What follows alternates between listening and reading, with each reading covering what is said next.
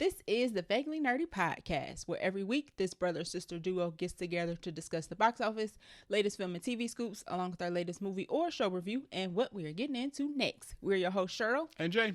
All right, this time we have a double feature. Bling, bling, bling, bling, bling. So we watch One of Them Days, and we watch Wolfman. Two movies that have nothing to do with each other. No. It's excellent review time. But Jay is on deck for trivia. What you got?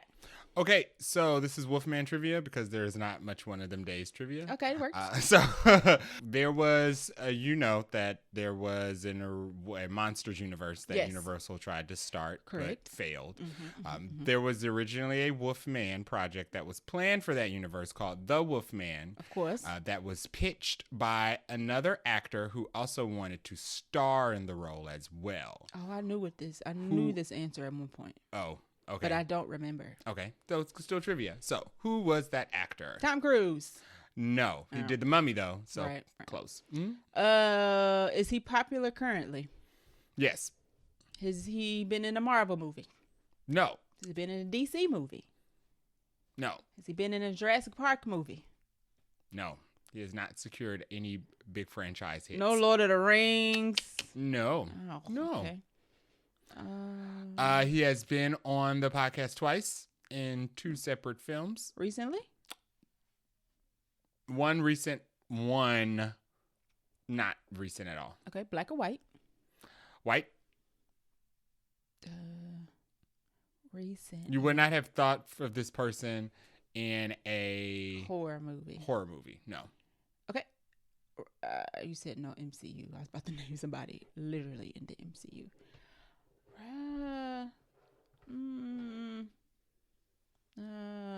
I need another hint. Lots of rom-coms. Ralph Fiennes? Or romance films. Rom-coms and romance films. Not Ralph Fiennes. No. Okay. Ralph Fiennes has that one rom-com. Okay. That's all I had to go for. Stanley Tucci? No. So, younger. Okay, younger. Glenn Powell. We just recently... No, but you're in the right area. Okay. Look, Josh Hartnett. I'm getting further away or closer? Closer to Josh Hartnett than Glenn Powell. We just recently saw him in an action movie. In an action rom-com. Action rom-com. Yeah. We have not seen many. We have not. And I'm blanking really badly. Their recent action rom-com? Yes. Action rom-com. We watched too many movies. Cause now he was in one of the $1 billion films that released last year. Or the year before last. And it's not a part of a franchise. Oh, no. Okay, so Cillian Murphy. No, but extremely close. He is not in any rom-com, but $1 billion film. For some reason, I thought Oppenheimer, which is not a rom-com or $1 billion film. No. Chris Pratt? Nope, MCU. You no. said no, MCU or Jurassic Park. Jesus. Also not $1 billion film. $1 billion film that just came out within the past few years. There haven't been many. And ain't in no franchise. Nope, no franchise. Rom-com, action rom-com. Mm-hmm. I'm blanking. You ready? Clue. Yeah. It's Ryan Gosling. Ryan Gosling was just in Barbie, and we just saw him in the Fall Guy rom-com. Yes, action comedy. It's literally only one on the list, and I was just like, no idea what you're asking. Okay, he would. I guess sure. So Ryan Gosling apparently had meetings with Universal and pitched a Wolfman film in which he wanted to star and produce. Okay. That didn't happen because the Universal Pictures films fell apart. Right. However, the one successful project that came from that was Lee Whannell's Invisible Man. Okay. So Lee Whannell said, hey, I made the one good thing in the dark universe. Right. I want to also do a Wolfman. So they gave it to Lee Whannell. Okay. But let Ryan Gosling retain a executive producer credit. Oh. So even though they took the idea, because they came up with role. Yeah, they really do be like producer credits just being named, and this is a perfect. Originally, apparently, Ryan Gosling's take on the Wolfman was going to be similar to Nightcrawler. So I don't know how they would have made that work. Me neither. Because Nightcrawler was about photography. Right. I'm sure they would have finagled it. Yeah. So I mean, yeah. Because he worked at night, and he probably ran across some scrupulous individuals. One was a wolf. Maybe. I don't know. It would have been very different for Ryan Gosling, but I don't see it, to be honest. No. And nothing against him, but I don't see it. Yeah. So maybe. They definitely went a different direction with Lee Wynells, right. and that's how it turned out. All right. Yeah. Interesting. I bombed that pretty bad. It's okay. Pretty bad. Okay, so that is the trivia for this week. Let's get into the episode. Welcome, fellow movie buffs. I'm Jay. I'm Cheryl. Listen in as we break down movie and TV shows, tell you what's in the plot, and hear if we think you should have watched it when you had the chance. Dun, dun, dun.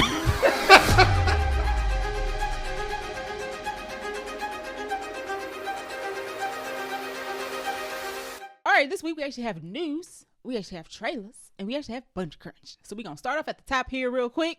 First up, we have Avatar Fire and Ash news. So that is Avatar 3. Now, I will make a disclaimer. I have not seen Avatar 2.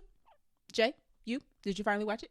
No. Nope. Okay. So neither one of us have seen Avatar 2, but we bring you the news. So we're going to talk about Avatar 3. Yeah. There was Empire Magazine did like an exclusive interview with James Cameron.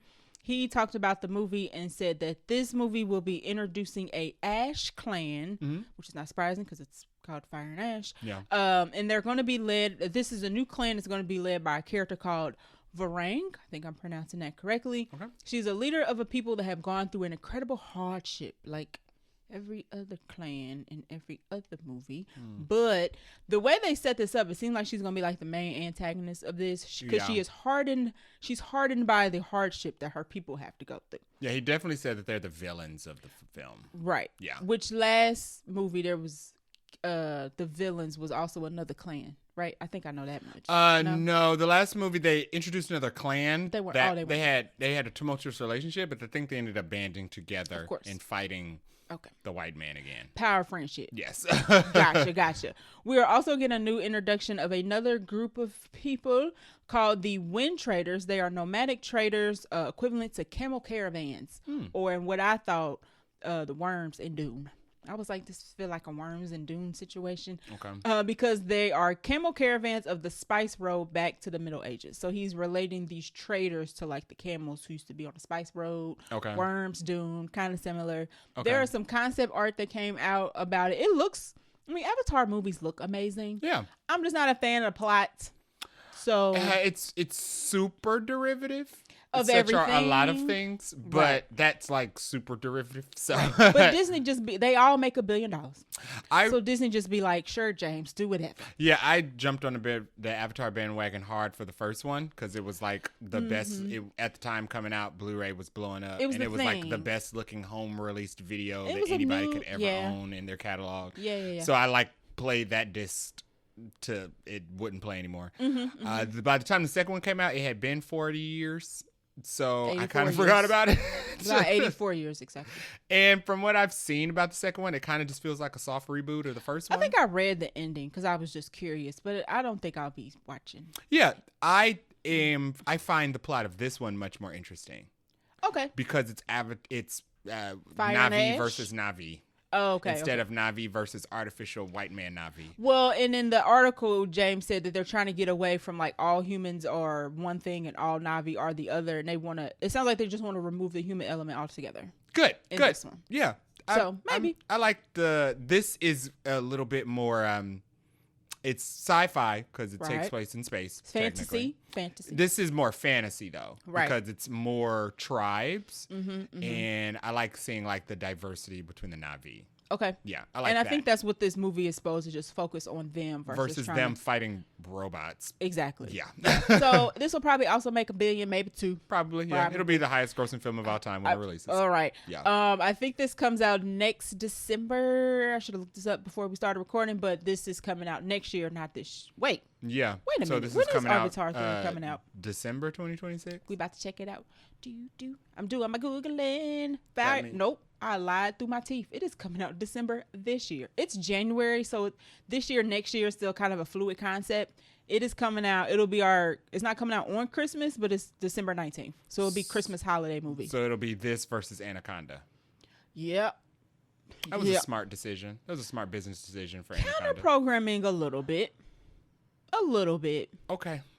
Anaconda's a goofy remake that's got Jet Black and Paul Rudd. Like, this ain't gonna compare to Avatar 3.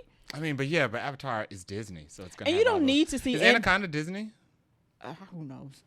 You don't need to see Anaconda on like XD, IMAX, or 3D, so they don't even have to fight for those screens. Greta Gerwig is still making a Chronicles of Narnia film, her version after the success of Barbie. Yeah. But there was a lot of talk about her not liking the fact that they were going to stick her big epic Chronicles of Narnia reboot film on Netflix. Right, for y'all little baby screen. She like, no. Right. And I mean, it makes sense because she made $1 billion film. So you don't get to make $1 billion film and then get stuck to streaming. Right. And also get disrespected at all the award ceremonies as well.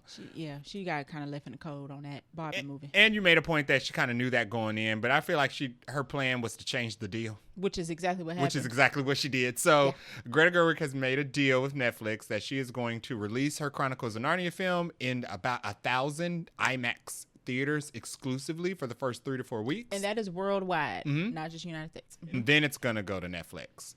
Right. And there's a possibility that they could put it in regular theaters in between that time, but that is not set in stone. And they might as well. If it does well on IMAX, you might as well just go wide. I don't know why you wouldn't. Wide with it. Yeah. And it's Chronicles of Narnia. That's a franchise. I remember when the first Chronicles of Narnia's film came out, and I loved that film, and I had no knowledge about the book or anything prior to that. Judging by how well Mufasa is doing, lions is the thing. So y'all might as well just put that on everything. Oh, yeah, that's a lion. Yeah. Yes, talking lion. So this breaks the streamer's usual model of direct to streaming, which we talk about often whenever we talk about Extraction. I knew you was going to mention Extraction. They do put occasionally. So like the Knives Out movies got like a week. I think Piano Lesson got like a weekend. So they occasionally will put movies in theaters, but it's very limited. They don't do a lot of marketing for it because they want y'all to go watch it on their streaming platform. So this is set to release on Christmas 2026, which is next year. So this is going to compete with Shrek and the Ice Age film. Yes. I don't think now that overlaps. That is not counter programming. I predict it'll go Shrek, Narnia, Ice Age. Okay, in terms of if this gets a success, if this gets a wide release, I agree with you. Well, and IMAX tickets cost more, so whether it gets a wide release or not, that could still be the case. Yeah, that could still be the ranking. I would agree. Yeah, I would agree with that. And if this is successful, hopefully Netflix will rethink their model and push more films out to. I mean, because you would think you do yourself a disservice as a streaming platform. The IndieWire article was kind of like, I mean, the more y'all put it in theaters, the more money y'all make. But Netflix is probably like, but that's taking away people from watching it on streaming. But if it's good, people will just rewatch it on streaming. And you made a point, and I don't know if it was the last episode or a couple episodes ago, because that Jamie Foxx, Cameron Diaz action movie just came out. I said that last episode. Barely anybody heard about it. And you made a point that even if they put movies on streaming, putting it in theaters first at least lets people know that a movie is coming. Yep. Or that a movie exists. Because they get a whole marketing campaign for the movie. And then eventually when they put it on streaming, people are like, oh, that movie that I didn't get to check out in theaters, I'll watch it on streaming. Yeah. People pay more attention to the marketing for a film going to theaters than they pay attention to the marketing for a streaming movie. Yep. Exactly. Yeah. Exactly. So good for Greta Gerwig for keeping her foot on Netflix's neck. Hopefully it gets a wide release. I honestly think people take streaming series more serious than streaming films. I would agree with that. Yeah. Absolutely. In regards to interest. Yep. Okay, so that is all the movie news for this week. Let's roll into the trailer park. Toot. R.I.P. First up, we have a very interesting movie I did not know existed till the trailer came out. And that is called Alto Knights, which is coming to theaters March 21st. It is from WB. And I only know that because I just watched the trailer and it was on WB's page. I was just like, oh, this is a WB film. And let me just get to the plot. The plot is about Vito. These are Italian mobsters. So I'm going to jack up these last names. Actually, I'm just going to say the first names. Vito and Frank are Italian-American mob bosses. And one of them orders a hit on the other one. Yeah. The one that is supposed to die doesn't. But the wound leaves some sort of like the attempt of him being assassinated makes him want to retire from the mafia. Now, what I did not know is that this is based on two actual people. Did you? Friends. Yeah. According to the trailer, it seems like they started out as friends until one tried to kill the other, and then that caused some issues, obviously. So it's the Tale as old as time. It's Mufasa all over again. It's literally right in mafia form, but this is supposed to be based on true people, like people who lived in true events. They were brothers. They grew up. One wanted power more than the other and decided to try to take the other brother out. That's and that's literally when what the trailer shows. Like, it's literally just a lot of your typical mafia stealing, wheeling, and dealing. Yeah. Things blowing up, cash, drugs, women, like 2 women. Yeah. So at the kicker of this whole movie is that Robert De Niro plays both Vito and Frank. So is this gonna be the thing now? I don't know, but he looks like Robert De Niro as both characters. So it's this, and then it's Sinners. Okay, He's twins. also playing two roles. Right. I feel like there was another film that just recently came out where the actor played. We two are roles. assuming that the Predator, she will be twins. Yes. We don't know also. that officially. Yeah. But we are assuming that. I was actually surprised this was going to theaters because it looks like a Netflix movie. It does look like a Netflix film. And I'm a Robert De Niro fan, but I'm just saying what it is. It looks like it'll be well acted. However, It also looks like this is goofy. This is an old movie. What you mean? Like it's got stylized? Oh, okay. Like, I mean, maybe not telling the exact story of Vito and Frank, but they've made this movie before. I mean, it's a mob movie. How many ways you gonna slice and dice a mob movie? It's just funny that they're using Robert De Niro, who's from old mob movies, to make a more current day old mob movie. So I looked it up. When I was looking it up, I was like, oh, maybe they just looked alike, and that's why Robert De Niro's playing both of them. Mm-hmm. No, they don't look alike at all. Look especially alike. So I don't understand why Robert De Niro needs to play both of them. I don't know. Maybe it's an angle to get us to like see Robert De Niro in all his glory playing 2 different people at the same time. I've seen Robert De Niro play so many mob bosses. I've seen him play many mafia movies. So many movies, period. I don't need to see him play the same 2 characters in one movie. Yeah. Let's spread them out. You know what I mean? But we'll see. Like I said, it's coming to theaters March 21st. So they need to start ramping up the marketing on this. For it? Because I feel like it's going to be a hard sale. Yeah, it is. I don't think this is going to attract a lot of attention. I don't think... They're going for a certain crowd for sure. The older. Yes. Yeah. Older and Robert De Niro. They're going for that Casino crowd. Which is a great movie, by the way. Casino, Goodfellas. Yeah. Great movies. But the thing about if you look on YouTube, people are just now discovering those types of films. What? Like this generation of people are just now discovering I've probably seen what those films are. At least 5 times. They're just now going back and doing a retrospective view on those movies. I could probably quote lines from that movie. I don't know if this is going to get a lot of attention, but shout out to everybody involved. Listen, if it don't do well, trust they'll give it all the attention that it probably don't want. Next up on the trailer park, we got a second trailer. Where after the teaser, this is the follow up to the teaser that we've had for several months for Daredevil Born Again, which is a Disney Plus series that is coming out March 4th, confirmed. It's going to be a weekly drop, unfortunately. Now, you knew that they was not going to dump all this at the same time, sir. Boo. They don't do anything like that, except they did Echo like that. But any of the big ones, they not doing that. It's definitely going to be weekly like an Agatha or a Loki for sure. So this trailer basically showed the teaser Blood, again, but more extended fight scenes. Yes. Mm-hmm. Now, it looks good. The trailer looks good, but everybody is so focused on the violence. I'm like, do y'all care about anything else? That's mostly all of what Daredevil is, though. Like, even in the comic books, it's constantly him tiptoeing the line breaking legs and stuff between being a criminal and being a vigilante. All right. Yeah. I mean, it looks good. I'm gonna check it out. Everybody was extremely excited about it. So when the fan was excited, I always think that's a good thing. But I was just like, are y'all going to focus on anything else besides the fact that man's leg got broken? That's the most interesting thing about, I mean, other than like his personal... It gotta be the storyline. No? Storylines depend on writers. Okay. But the one consistent thing with Daredevil is the brutality. Okay. So that's what everybody was looking for. I do like the angle that Fisk is mayor. That sounds cool. That's ripped from the comics. Okay. Fisk does become mayor in several iterations, which just makes everything harder for the heroes, the street level heroes. And I like this angle of this is different.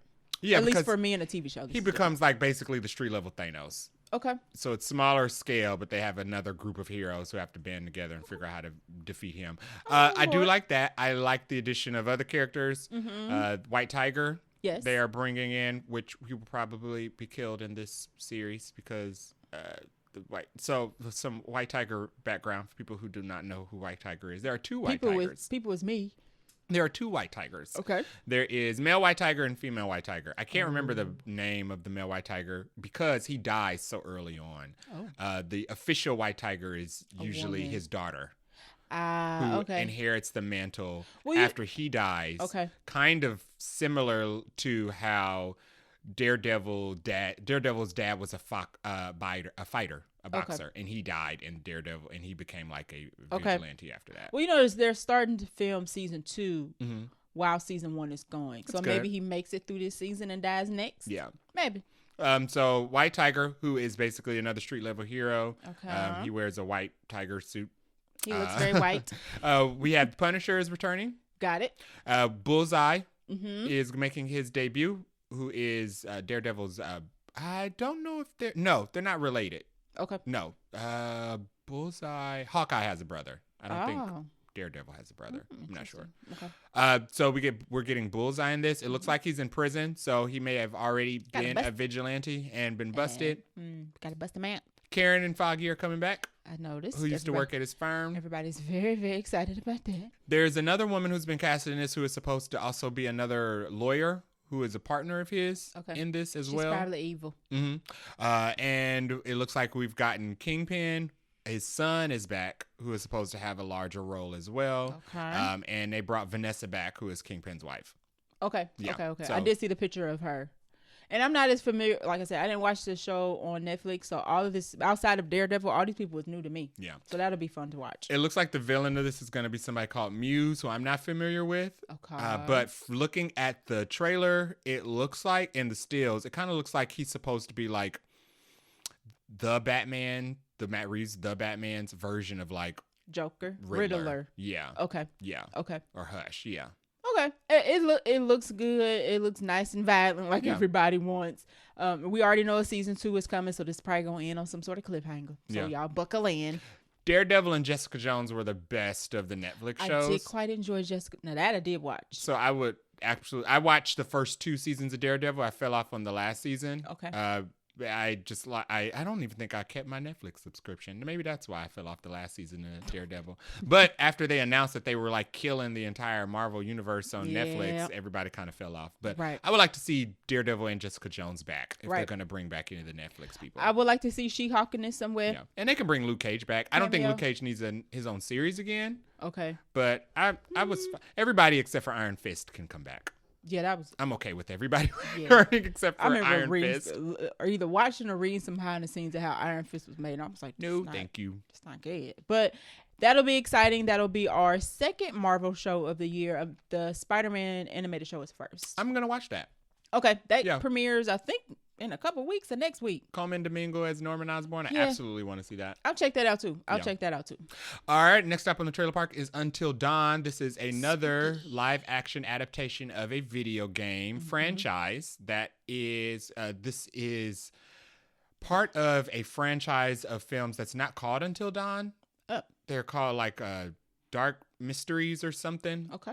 But there's a series of video games where they're all based on horror films. This is definitely a horror movie. With large cast. And the point of, you play the game, and the whole point of the game is you make choices along the story. And choices you make and the decisions you make determine how many survivors you have left at the end of the game. And that affects your rating and performance in the game. That's always fun. Yeah. This is a horror.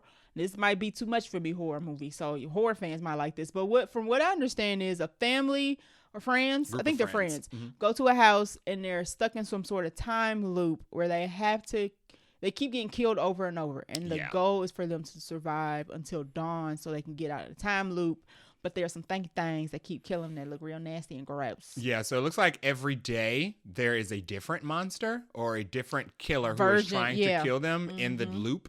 It seems that people who have come to this cabin, because there is a guest book, only last about 13 to 14 days before their final killing. So they have to figure out how to get out before the 13th day. And they seem to remember their previous killing. Yes. Which sucks. Yeah. Personally. So it's kind of like Happy Death Day, where she kept dying over and over again until she figured out how to kill the killer first. Yeah. And it kind of like every time she died, she kind of got like weaker or something. Oh, interesting. I wonder if that's going to be a factor in this. They die very violent deaths. They are very violent deaths. It's very gory.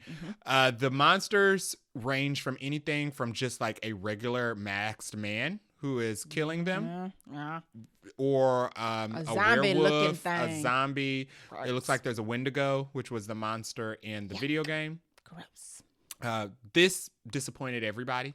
I was about to say, even though this is based off a video game, it doesn't seem like it's related to the video game. So, quick background on the video game. At all. The video game was pretty good.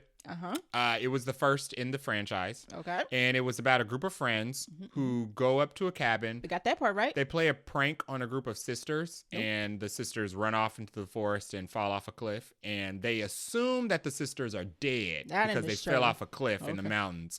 So they revisit the cabin in a couple years. I don't know why they would do that, but go ahead. To, I guess, commemorate the memory of the girls that they accidentally killed and didn't tell anybody about. I ain't doing that. And they end up being hunted by a monster. Come to find out that it's two monsters, like a Scream twist. It's two monsters because the two girls lived and turned into monsters and were hunting their friends. As they should have been. Because they shouldn't have done that. The way I explained it sounds simple, but the way the story and the characters and everything and the writing in the game made it much more fun. I'm sure. It would have been much more, and they actually had actual stars. That sounds like a nice storyline outside of this time loop thing, which we've seen in other movies. They had actual stars who performed the motion capture and were in that. So the main characters in the video game were Grant Ward. Oh, my favorite. And Hayden Panettiere. Okay. So in this one, they kind of went a completely different direction. I don't know none of these people. Changed the plot. The only thing they pretty much kept was the name. Well, they kept the cabin. And the cabin, but it's not even like in the mountains because it was like in the mountains in the winter. Yes. Yeah. They got cell phone service for sure. So this disappointed everybody when it came out because everybody kind of just wanted a direct copy of the video game, which is rare. Usually people want something different. No, not this fan base. When it's good, people are fine with just getting a carbon copy. Yeah, the people were like, y'all just using his name as recognition. Yeah. Boo, and that's pretty much all that they did. So I don't think this is going to make a lot of money. Probably not. But maybe because it's a slasher. So... Okay, we'll see. It depends on probably what else comes out that week. I feel like we're getting a lot. I think the slasher pool is starting to get oversaturated. Yes. Scream. Hard Eyes. I Know What You Did Last Summer is coming back. This is coming out. Final Destination is not a slasher, technically. No. So I guess I can't count that. But like Thanksgiving's getting a sequel. Yeah. Y'all slow your roll. Because I know they cheap to make, but y'all also got to make them good. And you don't want to exhaust the audience with slashers over and over and over again. Right, because how many different ways can you kill somebody? They start to see, exactly. They start to see more similar. Exactly. Next stop on the trailer park is something different. This is The Woman in the Yard. Another spooky. So this is coming out March 28th. This is going to star Danielle Deadweiler. It's coming from Blumhouse, so the horror house. Yeah. And it is about a woman in black who's like in some type of like... it's like lace. Lace camisole? No, it's like a lace dress, and then her face is covered by lace, so you can't really, it's a woman under there, but you can't tell like what she looks like. So it is about a woman in black appears on a family's front lawn. It looks like they live in the countryside, and she's sitting in a chair. And she delivers a chilling warning saying today's the day. No one knows where she came from, what she wants, or when she will leave. But it's a woman who's dressed in black. She is black, and she has blood on her hands. Yes, and she moves. Because in the trailer, she definitely get up out the chair. She gets up out the chair. We don't really see her enter the house or anything, but we kind of see images of her shadow creeping up the walls. Yeah. Looks like she's going to be doing a little bit of pop locking, click clacking, and crawling. Another. I don't know if I'm going to be able to handle the squeaky, ghouling, and ghosting. I don't know. It looks good, but I don't know. I don't know about this one. I think it's death. I think she's death. Okay. Because she's dressed in black. She looks like the Grim Reaper. She's just sitting and waiting. I'm thinking it's a family curse. And she's saying like today's the day. Yeah, so it might be like a family curse and she's like coming to collect or something. Yeah. It kind of reminds me, she looks like Rio sitting out there in the daylight. She does kind of have a Rio kind of presence from Agatha. Right. So this looks, it looks like a really good horror movie. It looked like a actual horror, not like a goofy horror. Yeah. People were making fun of the name because it's like very descript. Because it's the woman in the yard. And the movie's about a woman in the yard. Yeah. And they don't really give too much away in the trailer about like any we know a family We know there's a house. We know it's a lady in the yard, and some stuff go down. But that's it. We don't got no other plot. It could be a sleeper hit. Black Phone was just called a Black Phone. It was just about a boy trapped in a room with a black phone talking to ghosts. Sometimes. And that was a hit. That's all you need. It is get a sequel. Right. Long Legs. We don't even know why that man was called Long Legs. We can consider The Monkey a sequel to Long Legs. Okay. Sure enough. Which is the next stop on the trailer park. Right. Speaking of monkeys. The Monkey. We got a Red Band trailer. Which is for The Monkey that is coming out February 21st. This is going to be Osgood Perkins' follow-up to Longlegs. Not related, though. No. This is going to star Theo James, and it is going to be about another... Oh, this is it, The Monkey. Theo James is going to be playing twins. Oh, boom. You're right. Another twin movie. Yep. Theo James is going to be playing twins. Twin films. However, we don't, in the trailers that we've seen, we've never seen these... We don't see the twins together. No, we see two boys. We see them as boys. Right. But it seems like the trailer. So the trailer is an extended version of the teaser. Yeah. We just get more background on what the monkey is, and we actually get some extended shots of what the actual killings are going to be looking like. They're going to be bad, y'all. They're going to be bad. And really Cheryl mentioned Final Destination. It's pretty much like that. But more blood. Yeah. So way more blood. Basically, Theo James is playing brothers. Yes. Who inherited a toy monkey. It's like you're a circus monkey. Think of that. Mm-hmm. From their father. Sure. And they tried to get rid of it. Basically, the monkey brings tragedies in the form of deaths. Random, crazy, freak accident deaths. Tragic deaths. Not to the brothers, but people who are around the brothers. And we're not exactly sure if it's targeted. Right. If it's just anybody that they know. We don't know how the monkey keeps coming back. Yeah, so they tried to get rid of the monkey by throwing it down a well as kids, but the monkey is obviously supernatural and it pops up wherever it wants to. Right, and the monkey doesn't, at this point, it doesn't talk. It just drums. It's a toy. It's a toy monkey like at the circus, and it has like a drummer, and it beats on his little drums, and then somebody die. Yeah. So we got some rules. So when the monkey starts to drum, that's when you know death is coming. Way. And when it stops drumming, you know that's when death is here and you are about to die.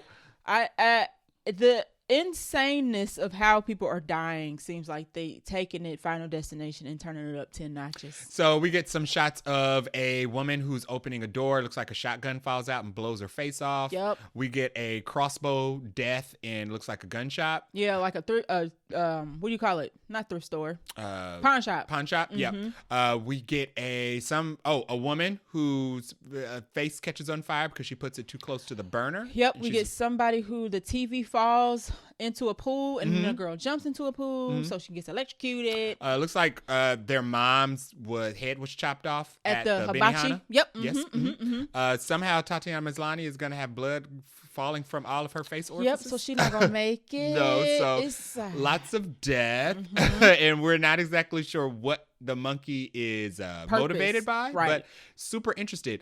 It's Osgood Perkins, so maybe the devil. Wouldn't put it past him. Now this, coincidentally enough, I'm going to be able to handle. I don't know why. The monkey is creepy looking, but for some reason, I'm not too creeped out to watch it. Now, if the monkey starts talking, then I'm going to be done. The monkey, I don't think, is animated. And it's not like Slappy or Chucky. It seems to be just like, it's kind of like a wind-up toy, if anything. It is a wind-up toy, actually. Yeah, it is. It actually is. So it's just a wind-up toy. And maybe that's why I'm kind of like, oh, it's okay. And the supernatural entity is the unseen shadow like of death instead of like a ghost or ghoul. Yeah. No, the devil was in the room. Never mind. Except the devil was like absolutely in the room. A vapor coming out of a doll. So let me take all of that back. But for some reason, I don't mind gore and blood and guts. So if a movie has that, I'm cool with it. So this actually, I think I'm going to be able to handle. It is labeled as a horror, though. I'm going to compare this to. I'm going to end up comparing the kills in this to the kills in Final Destination. Oh, absolutely. Absolutely. Because they're both freak accidents that are uncontrolled.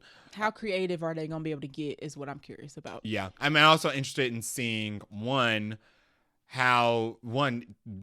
twins in a room with each other, because we haven't seen both adult twins in a room with each other. And maybe they don't look alike. I guess we haven't established that maybe they don't look alike. And I'm interested in the mystery. Yeah, what why? is this about? Where is this? How did this monkey get put into a well in a box that was locked up and then show up in a closet? And why would your father give you that? It's weird. Is it like a family curse that you have to pass down? That sucks. Yeah, that was up. Yeah. They just wouldn't have had no kids. Yikes. None. I'm not doing it. That is all the stops in the trailer park. Let's dive into this Buncha Crunch. All right, first up we have surprise, more casting news for Scream 7. One of these was very predictable, and the other one everybody was like, Skrr. Right. First one we have is Jasmine Savoy Brown is coming back as Mindy. That was a given because her brother is coming back, and that was announced maybe a month or so ago. Yeah. So everybody was like, "Well, where's the other one at?" Right. So congratulations to her. 2 of the core 4. Right. Only 2. Yeah. Of the core it's 4. only now core 2. Will be coming back. Core 4 does Dynamic no longer exist. duos need to rename themselves. Yeah. The other casting news we got was for Joe McHale. Yes, that Joe McHale is coming back as Mark. I'm sorry, not coming back as Mark. He's playing a character called Mark, but not that Mark. Mark Kincaid is long gone. Yeah. Rest in pieces. We have no idea. Flew off into the sunset. He is playing Sydney's husband, Mark, but not Mark Kincaid. No. And where everybody's kind of like, boo. So this makes even less sense. Tomatoes. Jasmine Savoy Brown is fine. Of course. Mindy, they need a Randy. Every film has to have a Randy. Mindy is the established Randy. You can't bring one and not the other. And she's a brother. Right. I mean, she's the sibling of Mason Gooding. Right. So that makes sense. That makes sense. This makes less sense with the Joel McHale casting for 2 reasons. One, it's out of character for Sidney Prescott. I don't think she would marry a Joel McHale, even if he was playing a serious role. He just doesn't have the face. Right. Like, you look at Joel McHale, you're like, I'm ready to laugh. It's too goofy. Right. Where's the joke at? 2, it makes even less sense that, one, it was already confusing that Sydney has children who are old enough to be Ghostface victims. Now we have to incorporate Sydney left Mark, found time to meet Joel McHale. And married. Develop a relationship, get married, and have kids with somebody completely separate. Sydney Prescott, y'all. And still make kids that are in high school. Who's been stalked by a murderer all her life. And she just hopping husbands. Right. Yeah. It doesn't make sense that it would make sense that she stayed with Mark because he literally saved her life and helped her kill the last Ghostface. Maybe her and Mark broke up, but I don't see her marrying another man named Mark. No. I don't like it. A lot of people were guessing that he's probably the killer. That would suck because that means Sydney didn't learn a thing. And I don't like that. That means she didn't learn from the first movie. I don't like it. It's terrible. If he's the killer, I'm gonna be very annoyed because it's kind of like, really, y'all. Because that ruins her character. This is what we come back to. Yeah. I don't like. No, I'm saying no. Don't do it, y'all. Don't do it. So I tweeted when they announced this casting, Joel McHale's casting, that Scream 7 is feeling like it's going to be a Scream 3 type of film, which I feel like we graduated from. But, because the Joel McHale news came before. It feel like they put in the Jasmine news after to blow over the Joel McHale reactions. It was like, we got something else, guys. We got something else. Could have been just literally anybody else. Anybody. Maybe he's got fans. Who fans of him as an actor. They are going to move to watch Scream? I like Joel McHale as a comedian and a commentator. Sure. I'm not going to act like I didn't spend most of my freshman year with my TV stuck on the E channel watching The Soup. Yes. Because he was a good replacement for the other guy. I needed mindless sounds in the background while I studied. The Soup was funny. Yeah. But we don't need funny. No. We don't need a funny husband of Sidney Prescott. I'm not loving it. On to other choices that were made. Right. Tandaway Newton and Steve Zahn are joining the new Anaconda movie, which we mentioned earlier today. Interesting. Steve Zahn makes sense. Oh, it's Zahn? Yeah. Oh, look at me messing up names. Wait, what did you say? I said Zahn. Whatever. Okay. Steve makes sense because he always plays like side comedic roles. Tandaway. What else has Steve been in? You recognize his face. Oh, okay. Yes, he was in Joyride. Yes. Okay. It was National Security. We were just talking about, I was getting that confused with Blue Streak. But he was the sidekick of National Security. Yes, yes. Character. So he always plays like funny comedic roles. Yeah. He's cool. I don't quite understand Tandaway, but so she could either be a villain or she is also on the expedition with them. Okay. Because remember, the first Anaconda movie was an expedition, technically. But that was a serious. Through the jungle. That was a serious movie. And she is a serious actress. But these two characters, Jack Black and Paul Rudd, are supposed to be on like some type of expedition through the jungle. So maybe she's their tourist because I don't see the two of them, or the tour guide. Because Jennifer Lopez was the tour guide. Okay. She owned the boat. Fine. And I don't see the two of them knowing much about the rainforest. Not that no. So I don't see why they would go, but I don't see why why this movie. I was gonna say I don't see why this movie is. Listen, I my one thing I don't like when people say is who even asked for this movie, because nobody really asks for any movie, right? But in some cases, you can still ask why. Why this movie? There's nothing wrong with asking why. It's very strange. We'll see. We gonna find out. I need to see a trailer. Yeah. I'm very curious of what this end product is gonna be. Hopefully the tone is the same as Minecraft, because people aren't living that. Ooh. So yeah, that's gonna be an interesting box office watch. Next crunch is a sad crunch. This is a R.I.P to director David Lynch, who passed away at the age of 78. He passed away just a few days ago. David Lynch has been in film since long before I was born. Yep. Yeah. Known for TV series Twin Peaks, as well as successful films Blue Velvet, The Elephant Man, 1984's Dune, watch out, which also starred Kyle MacLachlan, yep, and Mulholland Drive. Yes. So I actually think I've seen The Elephant Man, which is a very interesting movie. And I think I have definitely, it's been a very long time. Is that the guy with the face? Yes. Okay. I think I have also seen Mulholland Drive, but it's been a very long time. Okay. I actually want to rewatch that. Okay. Yep. David Lynch discovered a lot of people. Like Laura Dern, for example. Yep. A lot of people came out and said that David Lynch is the one who put them on the map. Okay. Also, Michelle Williams. Oh. No. Wrong, Michelle Williams, the one from Destiny's Child. No, I am thinking of Naomi Watts. Yes, I was thinking of The Ring. Okay, they look similar. Sure, no, not. Michelle Williams and Naomi Watts kind of look similar. They do not. No, they don't. They don't. No. We might edit that out. Naomi Watts more looks like Nicole Kidman. Sure. Maybe. Anyway, he discovered a lot of actresses. He's a 4-time Oscar nominee. David Lynch received an honorary Oscar for a Lifetime Achievement in 2020. I did not know that he got a Lifetime Achievement Oscar. Was that televised? Or was that one of the ones that they do like the day before the Oscar night? Who knows back then? And this was 2020, so it might... COVID. Was it even an Oscars? Right. Also, a fun fact, George Lucas offered him to direct Return of the Jedi. Yep, and he said no.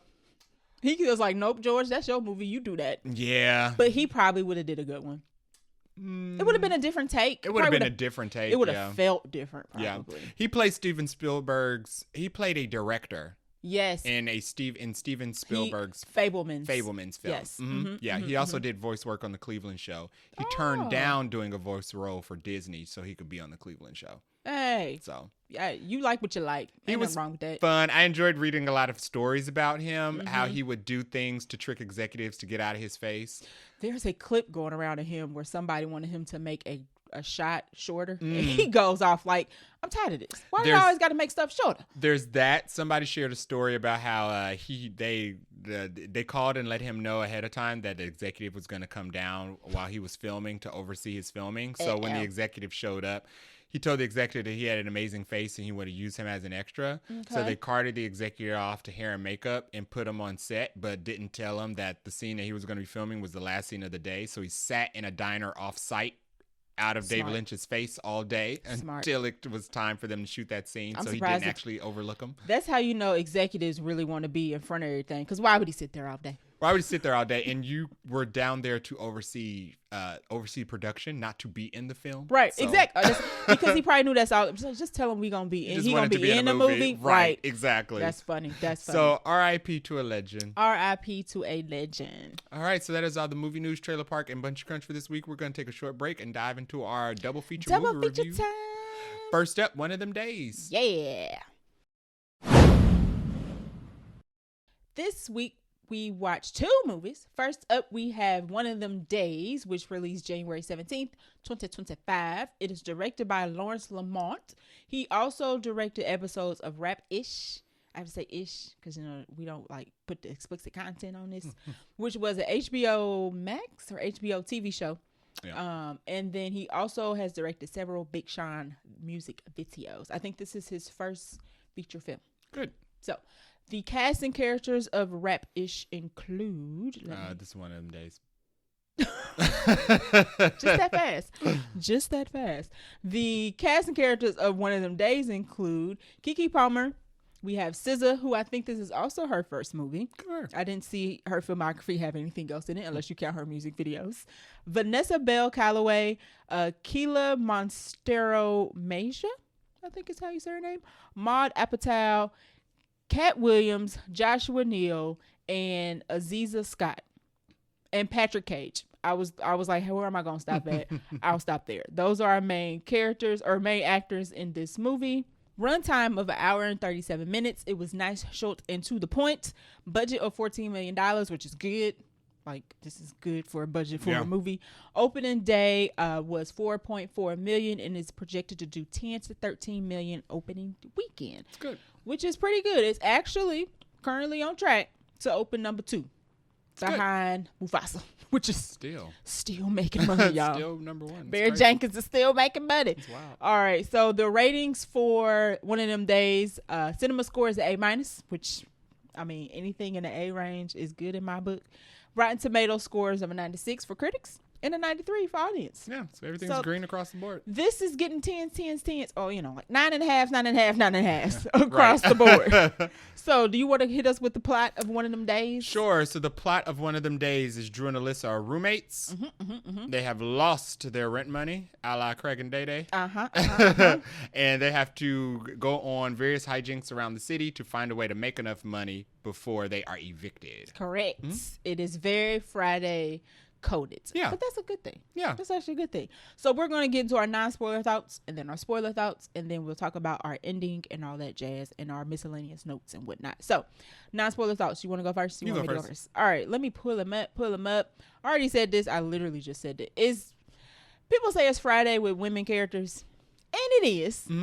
But I don't mean it's not a ding against the movie, though. We don't really have lately a lot of like black led buddy comedy movies, and watching this I was like, we need more of these. They said the last black female buddy comedy was Girls Trip. Baps Buddy. That was a group comedy, ensemble comedy, and Girls Trip skewed older as far as like the actresses, because that was like Jada Pinkett, career women. Exactly. Tiffany Haddish. So this is definitely more like the younger generation. So Baps, would probably make sense. And it's very long. It is. It's a very long time. Yeah, Baps is probably old as us. So yes. This was also, I would say, a highlight for Keke Palmer. I think Keke Palmer for me was the highlight of the movie. SZA was cool. Yeah. And for her to be her first movie, I mean, she acts in music videos, so I feel like you kind of have some sort of like skill. I don't know, maybe not transition from like acting in a music video to then acting in a movie. Whatever it was, she brought that to the movie, and she did fine. But I definitely think Keke Palmer here was the highlight. They got all the characterizations right between the side characters, like the landlord. There's a white girl that moves into the neighborhood. The ex-boyfriends, or I don't know if he was a boyfriend, the exes, the man in this, the neighbors, all the characterization of all the people was really good. If you ever lived in a hood.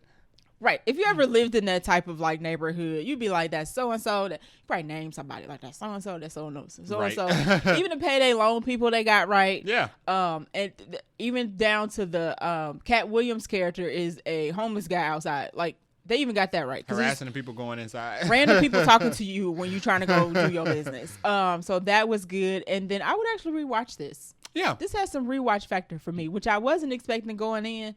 My expectations weren't low, but we didn't get a lot of trailers for this. So it was like that first trailer was funny. It's like, I hope all the funny parts aren't in the trailer. Yeah. And it wasn't. Most of the funny parts I would say were not included in the trailer. So that's it for my non-spoiler thoughts. So I echo most of that. I also thought that Keke Palmer's Drew was a standout. I did like the friendship between the two girls.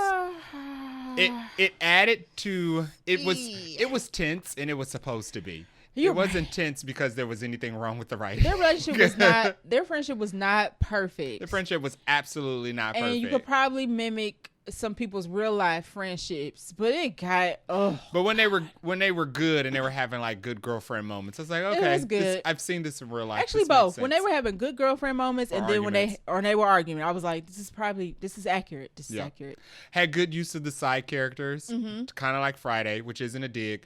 To your point of people comparing it to Friday, it is kind of like Friday. However, because they're women, the situations are different. Yeah, so in Friday, I guess you could say that the vice was drugs. Mm-hmm.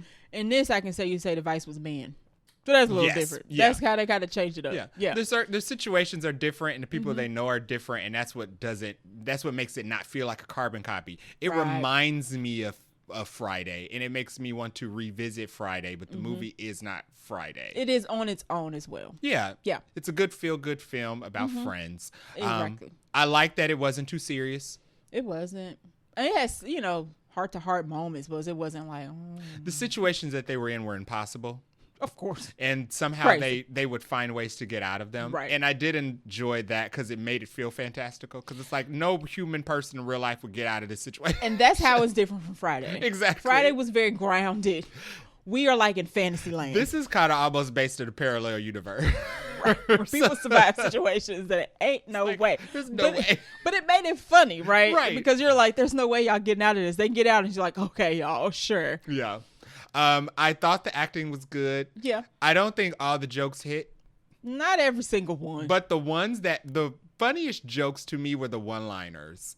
Those were the funniest jokes to me. Some of the running jokes, like the whole scene was supposed to be a running joke. Yeah. For example, the check cashing place, the payday loan place. Right. That was funny. I do think that it went on too long. They had some of those moments, but for the most part, the jokes were funny. It was all the jokes that, like, not if you blink you missed it, but if it was like if you weren't paying attention and somebody said something real quick, those were like the funniest parts. The physical humor was also very funny. Yeah. Like when Keke Palmer fell over some shoes. I don't know why that was so hilarious. Or the way, because it's just so random. 10 minutes in and I'm like, it was just cracking up. Or the way people like look or react to things in the background.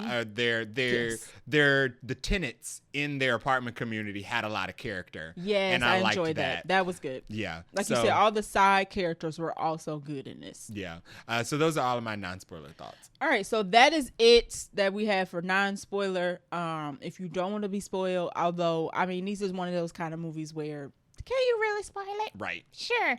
But if you don't want 100% don't want to be spoiled, pause, come back, go see the movie, come back. But now we're going to spoil the movie and talk about our characters in 3, in 2, and 1. So first we have up is our main character, Drew, UX, for those who don't know. Like it's French. Right. And one of the characters in the movie is like, oh, I've never seen it that way before. Like it just... And it was white. French. Just like you would know more than her. Like I said, French. Characterization of the side characters was accurate. Because, of course, some other would be like, oh, that's new. Like, it just looks French.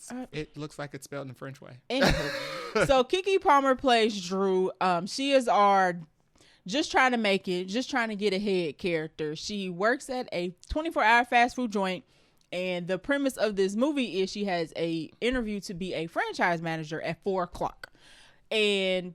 But in the midst of this, what happens is they lose their rent money because we'll get to a list so we can say what happens. But they lose their rent money, and she basically is trying to both get the rent money and trying to get to her interview and not die. Like all of this is going on at the same time. Keke Palmer did very good at the comedic timing.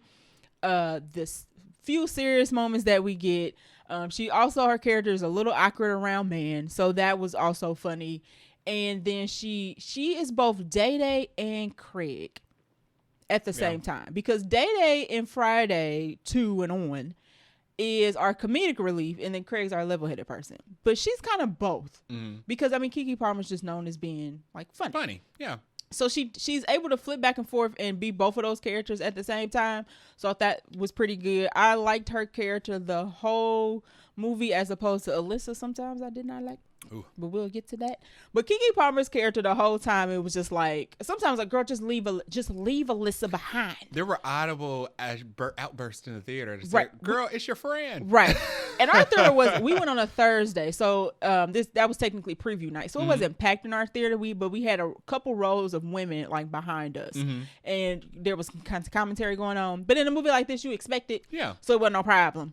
But they were also kind of like, Drew, leave that girl behind. Yeah, everybody could see. Right. But I like Drew's character, and there was some, in the end, she kind of got what she was looking for, and that was cool. But her whole character through the whole movie, I liked, which, it's a funny, feel-good movie. I don't like hating characters, essentially. So that was cool. So I can echo a lot of that as well. I do like the fact that Drew was so in this friendship, there's the level-headed friend and there's the mess. Drew is the level-headed friend, Alyssa's the mess. Yes. I enjoyed the fact that Drew was constantly she was the planner.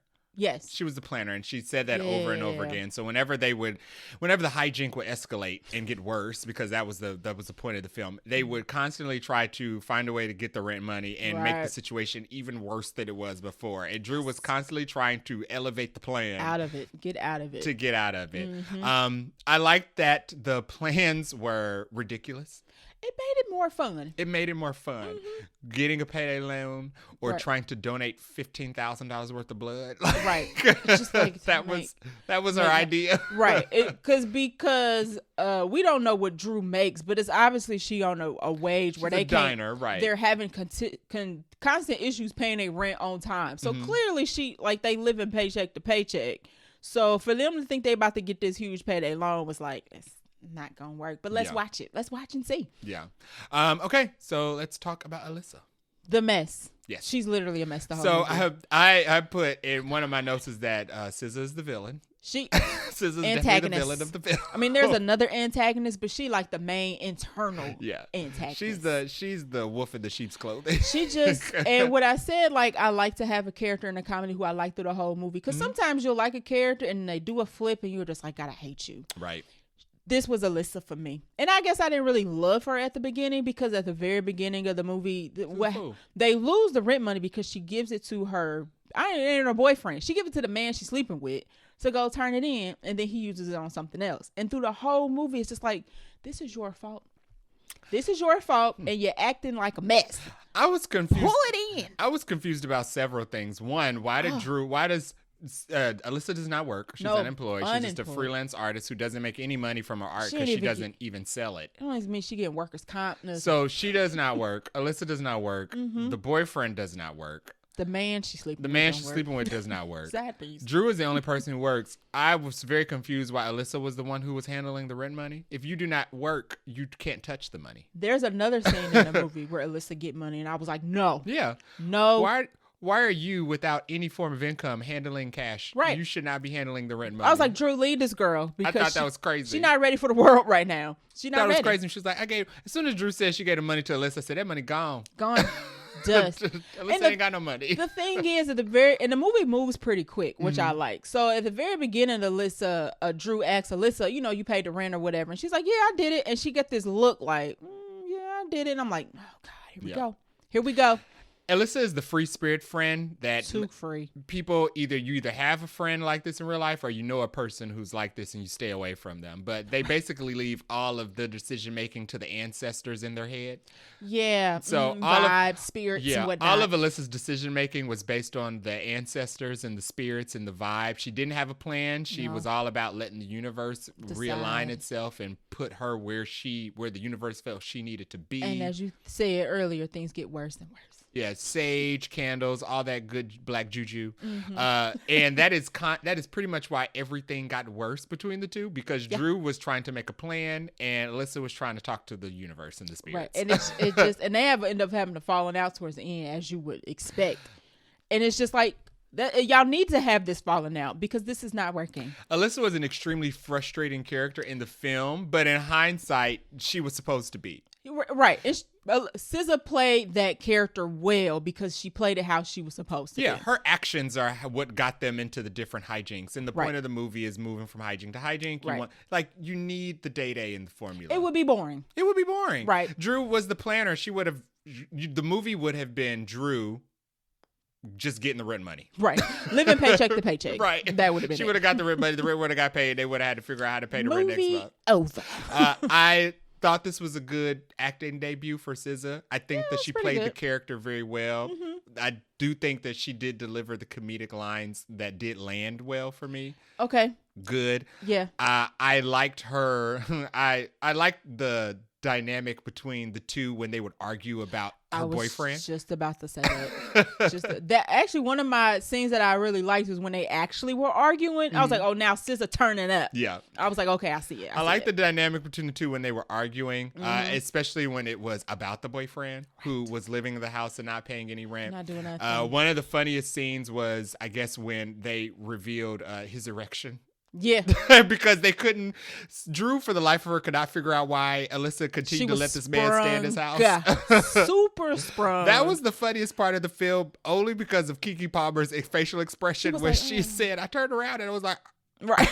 She was like, I guess I get it. She was like, I guess I get it. But still. You still have to figure out a way to get rid of this. You still need to be out of here. Right. Exactly. That was funny. I thought the back and forth between Alyssa, Drew, and the boyfriend was funny when they were talking about him picking up his clothes and his shoes all over the place. Yes. And these scenes were like the first 10 to 15 minutes of the film. Right. Yeah. Okay. So let's go to Lucky, who's played by Cat Williams. Now, he's actually not in this a lot, but he plays this like homeless wisdom giving stranger who just pops up randomly at random times, but he does have some funny moments in the movie. He's probably the most Keke Palmer's also popular.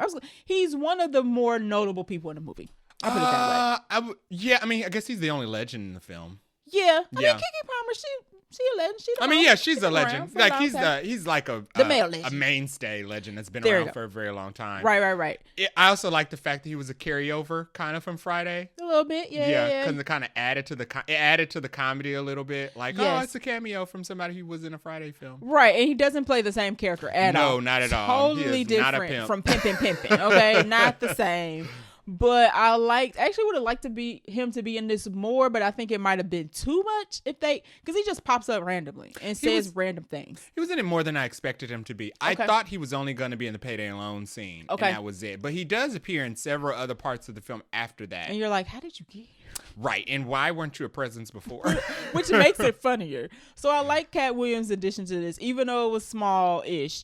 I thought he was pretty funny. He was the one who tried to give them he gave them wisdom. They did not listen. Not until like the last one. He tried to get them out of the payday loan place. They ended up not getting a loan just because they just weren't qualified for one. Right. But he put in an honest effort. Tried to keep SZA from electrocuting herself, trying to get the gym shoes on top of the power line. Nope, didn't work either. But I do like that at the end he showed up at the party, at the final act and at the party. And he said that he saved the two of them from being junior crackheads, which I enjoyed. Right. He was only in like 3 main scenes, but he was funny every time, so I like that. All right, Keyshawn. Keyshawn plays... The actor who plays Keyshawn I think he got famous off of like viral videos on TikTok. Yeah, I discovered him on like TikTok videos that got posted on Twitter. Joshua Neal plays Keyshawn. He plays the deadbeat, no good for nothing man that's his boyfriend that SZA is sleeping with. Turns out he's also sleeping with somebody else. Surprise, surprise. Right. But he's the one who takes the money and goes to start a t-shirt line business called Koji. So Alyssa allegedly gave the money to Keyshawn to give to the landlord for some stupid reason. Why is the man who does not live here paying the rent money? Why are you giving him anything? Anyway, while the two are arguing about the rent money not being paid, Keyshawn has covertly packed up all his crap all around the apartment. Trash bag. Which I like that joke. That was another joke that I enjoyed when Drew said, "Oh, so he did know how to clean." Right, because when she walks into her apartment coming from work, she trips over his Jordans, and there's just Jordans all over the place, like on the floor, on the table, on Alyssa's art. It's just everywhere. But when he leaves, it's spotless. We get a scene of a quick, like 2-second scene of him grabbing a trash bag while the two girls are arguing. Yeah. And they're arguing for maybe like 20 seconds. Mm-hmm. And by the time the argument is done, they go out into the living room and it's spotless. Spotless. Because all his shoes is gone. He cleaned up all the stuff. His character played his role. Like he was the character who... deadbeat, he plays the jerk. He's disrespectful to the women until he needs something from him. Then he's like, oh, please take me back. Mm-hmm. He is basically used as a private eye or a investigator for the character we'll talk about next in the movie. And he was in it more than I liked, only because I didn't like his character, not because I didn't like the actor. And I was kind of like, can we get rid of Keyshawn? He's bothering me real bad. His character was annoying, and I think that's because it was him and Alyssa combined was too much for me. Two dummies. Two dummies. Trying to stay in contact with each other. And that's what adds to the realism, because everybody knows two dummies who are dating each other who probably should not be. And Drew says that later when they get into the argument. She's like, y'all deserve each other because y'all both stupid. You're just stupid. Yeah, and he plays stupid very well. Next, we'll talk about Bernice, who is, I guess, Debo? One of the other antagonists. Yeah, she's, well... kind of Debo, but not main. Yeah. She's actually not the main. We have two Debos in this film. We do. We get she's like a junior Debo? She's a junior Debo, and then we get final boss Debo at the end. Yeah. So she's a junior Debo. She is the girl that has grown up in their hood since they were kids. She's called Big Booty Bernice. She's like a bully. And she's known for being a big, tough bully. Yeah. Yeah. And the character, it didn't make any, now here's what I didn't like. I'm kind of dipping in my likes and dislikes. I didn't like the fact that she was going after the two girls, because Drew and Alyssa make her run because she's chasing them because they try to go get the money from Keyshawn because he's staying at Bernice's house. There's a whole scuffle or whatever, and Bernice ends up running into a car.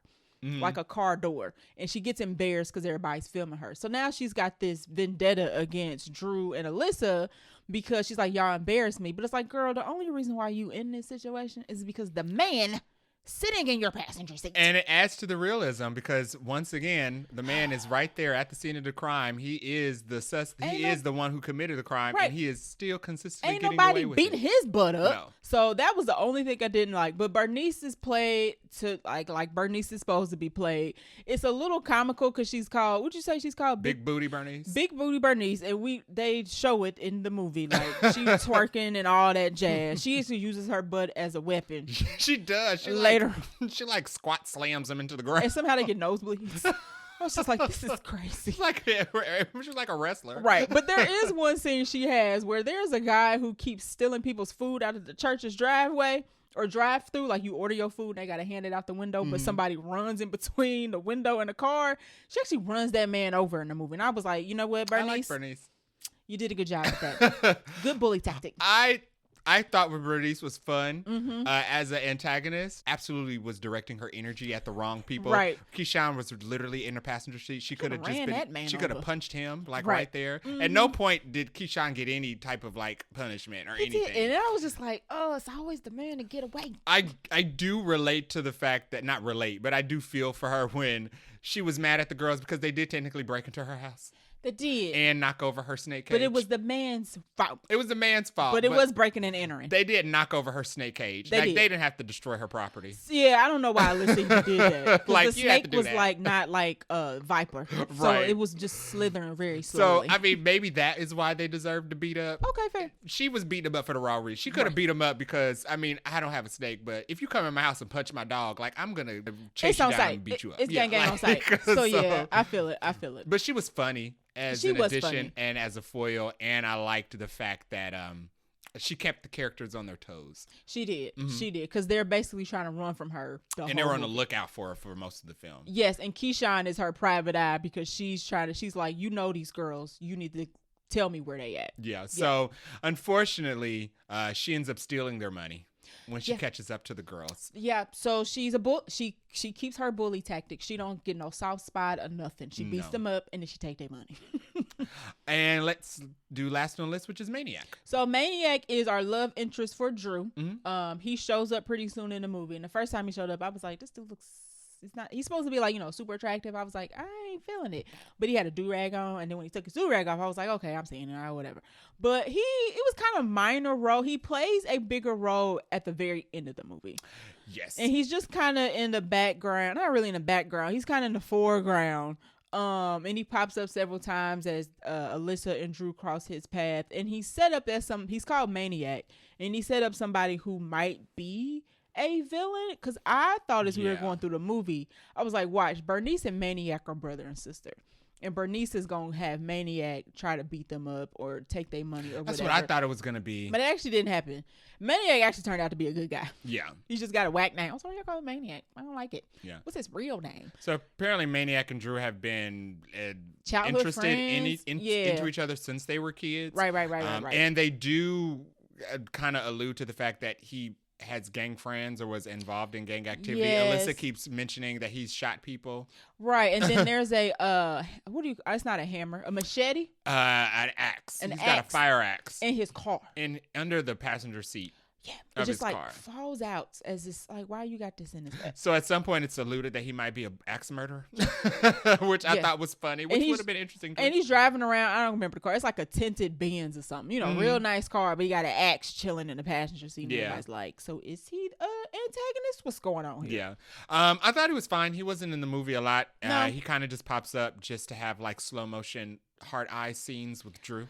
Yep, and at the very end, he becomes like important. But he does buy them food when they have no money. That was very and nice. They're on the street and no car because Alyssa parked at a fire hydrant and her car never came back. It just dawned on me. She never got her car back. The movie ended and she was carless. When she pulls up to that spot, Drew was like, "Can we park here?" And Alyssa's like, "We gotta go get this girl." I'm like, "This car is gonna be gone when they get back." And it absolutely was. And it never comes back. So at least he gave him a ride and bought him some chicken. He did. So. Chicken and fries, and it didn't get stole by the church's drive-through person. Let's do our likes and dislikes. Funnier than I thought it would be. Me too. I was pleasantly surprised.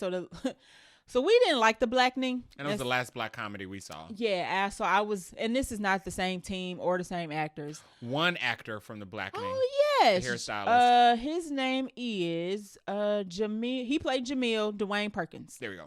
I liked his character in this. He was fun. He was actually pretty funny. Once again, side characters in this are funny. So I was pleasantly surprised that it was funnier than I thought it was going to be. Pacing was good. I don't think it dragged. No, and it helped that we got a countdown. So we get one of my likes. We get a countdown every hour of what they have and how much time they have left before the rent money is due. Right. Or when the situation changes, how much time they have left before they are killed. Exactly. Impending death, I think. Right.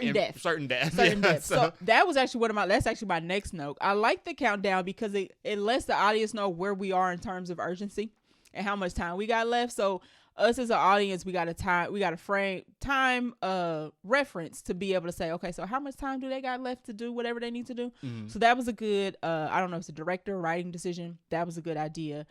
The one, and I'm going to flip to my dislikes. I didn't like the fact that Alyssa kept making dumb decisions. Yeah. It's just very frustrating, but that makes the movie. So whatever. It was predictable in some parts. The ending does not surprise you one bit.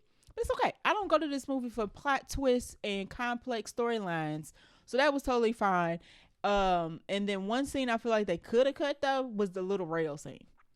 The little rail scene with the one where she goes to sell the shoes. So they after SZA gets electrocuted and gets the J's off of the power line, they go sell them so they can get the money. They try to sell them for like $2,500. Little rail shows up and he gets some sob story about, Drew makes up some story about her father. They did her father's shoes, and he's crying like, "Oh, don't steal your father's shoes." So Drew's like, "Okay, well, will you take them for $1,500?" And he flips, and he's like, "Oh, bet, yeah, I'll take them for that." She's like, "Oh, you just tricked me?" He's like, "Yeah, can I have the shoes?" And then it's just a scene, and I was like, "Yeah, I don't really think we need that." That scene kind of did feel unnecessary. It wasn't funny. I didn't laugh, so I was just like, okay. And then and like you said, they ended up getting enough money anyway. So right, the amount that he paid for the shoes was exactly what they needed, so it wasn't like they were shortchanged. They should have did something different for that scene. Yeah, I don't know, and I would have liked more Cat Williams. That's not a like or dislike. That's just a want. Interesting. You know what? I actually felt like Cat Williams' jokes in the film that were shown in the trailer were funnier in the trailer. Okay. Like the Payday Loan scene where he's like outside of the window banging on the window like, please don't go in there. Yeah. That was hilarious. That was funny. Some of the other jokes outside of the Payday Loan place weren't as funny. Okay. But he was funny throughout the rest of the film. Yeah. Other things that I liked the addition of the characters in the complex. Okay. When Judd Apatow shows up. Oh, yes. Our lone white girl. Somehow, all of the tenants have been given advance notice that a white woman will be moving into town. I did not know that. Like, what did a newsletter go out or something? Yeah. I thought that was funny. That was one of our ridiculous parts of the movie. So all of the neighbors were set up waiting for Judd Apatow to arrive just so they could see this white woman show up. She shows up. She has a rescue dog that she said came from that neighborhood who was having PTSD, which I thought was also hilarious. And they all looked like, what is she talking about? Right. I thought that was hilarious. Yeah, that was fun. And I like the dynamic between the landlord and the other tenants when they realized that he was giving Judd Apatow special treatment. Yes, so she got a whole new renovated apartment, and Drew and Alyssa's apartment has like holes in the ceiling. Yeah, so apparently they did not know that the apartment complex has a website with photos of the stage apartment of what it's supposed to look like, and only the white woman's apartment looks like it. Yeah. Everybody else's apartment that's looks so completely accurate different. For like a new tenant, especially a new white tenant, to get like the upgraded, remodeled apartment. Yeah. It's crazy. I like the cameos of Janelle James. Oh, yeah. I especially like the cameo of, hold on, let me pull her up because she's in a bunch of stuff. Vanessa Bell Calloway, she's in a whole bunch of stuff. She is. She played, I don't think she was Drew's mom, but they call her mom. Yeah, so basically she operated a bodega out of her apartment. She sure did. Yeah, like honey actual buns. Produce, OJ. apples, oranges, honey buns. She had a cooler that had like juice and pop and OJ in it. Yeah, she was basically 7-Eleven. She also gave them housing at the end. She did. So I enjoyed the cameos. I liked the setting, and I liked the fact that it mostly took place in the daytime. I liked that it took place in LA. Yeah. It only turns night, I think, at the very. So it basically takes place in just the day. Yeah. Which I liked. And like I said in another movie, I like movies that just take place in one day. And I like the fact that the movie feels like a throwback, but it's modern. And that's what I mean when I say that it gives me a Friday feel, but it doesn't feel like I'm watching Friday. It doesn't feel like a cut for cut carbon copy. It has new ideas. Yeah. It just has that tone that's like, oh, this is the tone of a old throwback comedy in which I've enjoyed for a very long time. And in that way, to me, it feels like a classic already. Okay. Like I would this agree film with that. feels like a classic. Yeah, and I would watch this. This might even be a DVD. Yeah, this is probably absolutely a physical. Yeah, so purchase. I do like that feeling of like I'm in a Friday movie, but I'm not watching Friday movie. Yeah. Essentially. Yeah. My only dislike is that I feel like some of the jokes went on too long. For example, the payday loan joke. Yeah, so they go to the payday loan place and the girl is super rude and they have like a back and forth and they're like making quips and jokes about each other. And it's kind of like, we get it. They broke. They can't get a loan. Like, can we move on? Right. Please. I thought that it started, as for anybody who's seen the trailers of that scene starts out very funny. They're sitting down with the girl, the agent who's doing the payday loan application. They talk about her credit score and she laughs, and some of the jokes are funny, but it goes on for maybe about 60 seconds too long. Right, because they can't get it separately. For some reason, they use Alyssa as the applicant, even though she had no job. So like, oh, we can combine credit scores because we're like, we're a married couple. And she's like, oh, you're lesbians, and da da da. I'm like, okay, wait. We got it. They're not getting along. Let's move on. And that's what I mean with some of the quick jokes were the funniest because even though the payday loans joke at the beginning of the film was ridiculous. Yeah.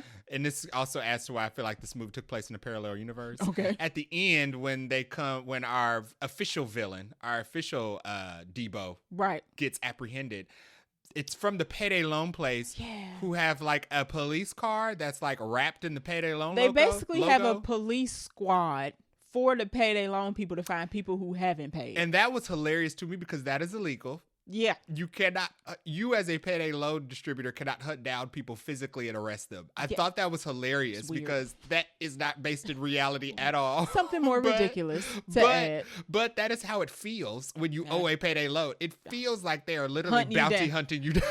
Well, that's what Lucky said. He was like, I got like 13 payday loans open and I'm homeless because I couldn't pay them back. He said they hunt you. They hunt you to the point that he said, I just stopped applying for jobs because all they do is just take all your wages. So I thought that was funny because it's unrealistic, but that is how it feels if you owe a payday loan shark. Yeah. So like the scene was long, but the incorporation of the payday loan officers was funny. That was funny. All right, let's talk about the ending. So the ending is there's actually, like we said, a junior Debo and a real Debo. So the shoes that they take off the electrocution line, the power line, is the big Debo's shoes, and he don't like it. So he's like, I need, you already sold the shoes, so now I need 5 G's. So they got to come up with $5,000. Mind you, they did not get the rent because Bernie stole it. So they get evicted. And no shoes. Right. So they get evicted. So now we have no house. And now the next countdown is them getting certain death because Debo's going to shoot them if they don't come up with $5,000. So what they end up doing is Drew comes up with a idea to sell Alyssa's paintings. because what's the girl's name? Bethany. Bethany's like, oh, I love your paintings. So and typical. Right. I love your paintings, and these are worth a lot of money. So they basically hold a pop-up shop to sell Alyssa's paintings.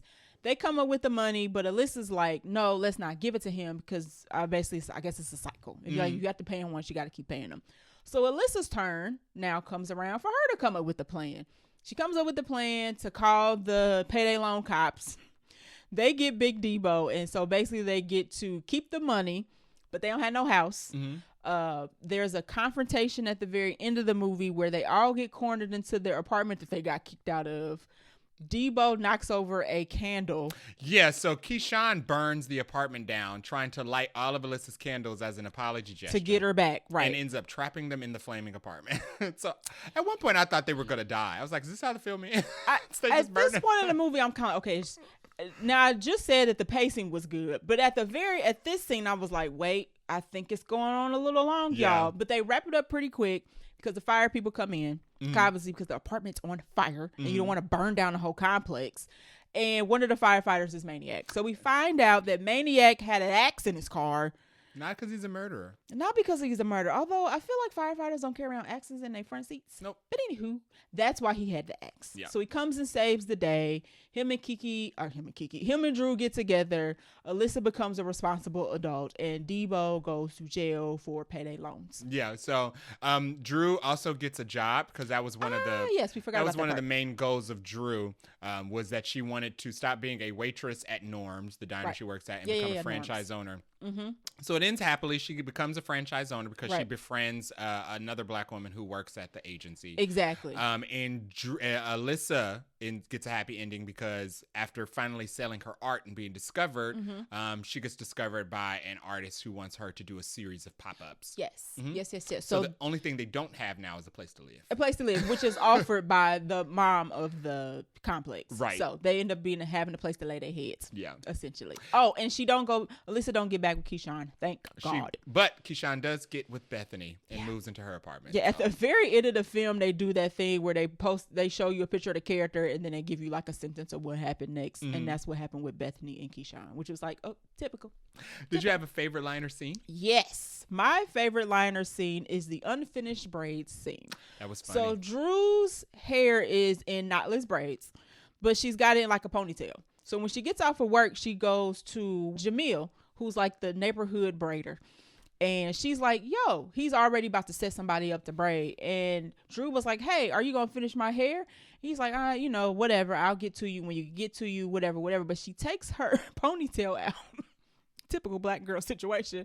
The top of her head ain't done. No. So it just sticks up out of her head. She's got like straight hair sticking up amongst her knotless braids. I'm like, that's so funny. She said he didn't even dip the ends. He did, like her ends not even dipped, so they not finished yet. And it's so funny because a situation can happen like that where somebody don't finish your hair or you run out of hair. So like the middle part is like not done, but you use the rest of the braids to hide the undone part. I was like, this is too realistic. Eyes feel like it's hurting right now. So that was my favorite scene. I like the ambulance scene. So after Alyssa gets shocked off the power line, she falls on top of Drew, and Drew wakes up in the back of an ambulance. Right. And her first, when she wakes up in the back of an ambulance, the first thing that she has, the first thought that comes to mind is, we have no money. Right. And you are having us sent to the hospital in an ambulance. Ching, so ching, ching. She immediately unhooks everything and they jump out the back of the ambulance and start running. Right. And the people who are in the ambulance paramedics are like, we already have your information. We know where to send the bill. And in my head, I'm like, well, she was like, we got you halfway there. It's like, but you can only bill for half. Right. The fact that she yells out to them, we already took you halfway. Right. And it was like, girl, that's how you know they trying to get you. Right, exactly. Like, no, you can only bill for half. So that was pretty funny. Absolutely do not. If you absolutely can avoid getting driven to the hospital in an ambulance, take yourself. Do it. Get a bike. Get you some roller skates. Uber, do something. But that ambulance. That was one of the examples of a joke that ran just long enough. Yeah. It was funny. In one of those scenes. Yeah. Let's do any random notes that you have. Do you want to throw out any? I just got a couple. But you already talked about the ridiculousness of the situations. Nobody survives getting electrocuted. No. Alyssa literally gets electrocuted, falls on Drew from a power line, and nobody dies. And it was like a big thing it was like a big charge of electricity. I don't even think they had a scratch on them. I was like, this is ridiculous. And and your favorite line or scene I have, the ambulance bill is facts. It was just like, no, don't take me in this. Leave me alone. I'll figure it out myself. So those are my only miscellaneous thoughts. My random note was the blame was not balanced. When the Alyssa and Drew are arguing about who's at fault for getting in the situation, and Drew's like, you're at fault because you gave up our rent money. And Alyssa's reason is, well, you're at fault because you try to plan everything. You have low self-esteem. Right. It's like, girl, what? Nope. No, yeah. That don't equate. I like that scene because Drew finally got angry. Alyssa needed to hear that she was stupid. Yes. Yeah. Like Drew finally got angry and said what Alyssa needed to hear. But Alyssa's comeback was, you got low self-esteem. I always got to prop you up. Don't be mad at me because, I know who I am. It's like, no, girl. We are homeless. Low self-esteem has nothing to do with the rent money. Okay, high self-esteem don't pay the rent. Exactly. Like, what are you talking about? If you had higher self-esteem, Keyshawn would have been in the house. Hello. So yeah, that I agree with you on that 100%. I thought the line at the end of the movie where Maniac was talking about her getting an insurance claim for the burned down apartment was funny, because if these girls don't have jobs or rent money, they absolutely don't have renter's insurance. They're not getting an insurance claim, and they've lost everything. Exactly. I mentioned SZA was the villain of the film. Yes. 122 credit score is ridiculous. I don't even think that was real. No, and that couldn't have been parallel universe, right? Because Drew goes to the payday loan place to get a payday loan, and they pull up her credit score, and it's 122, and that was one of the funniest parts of the show. Right, and then I think at the end of the movie where they do like where are they now? I think they said their combined credit score was now like 400 and something. I'm like, come on, y'all. This is ridiculous. One of my notes, and I leaned over to you, I was confused. I was like, do women really let their boyfriends treat their friends like this? Keyshawn was extremely disrespectful to Drew. He was so rude. Very rude and disrespectful to Drew.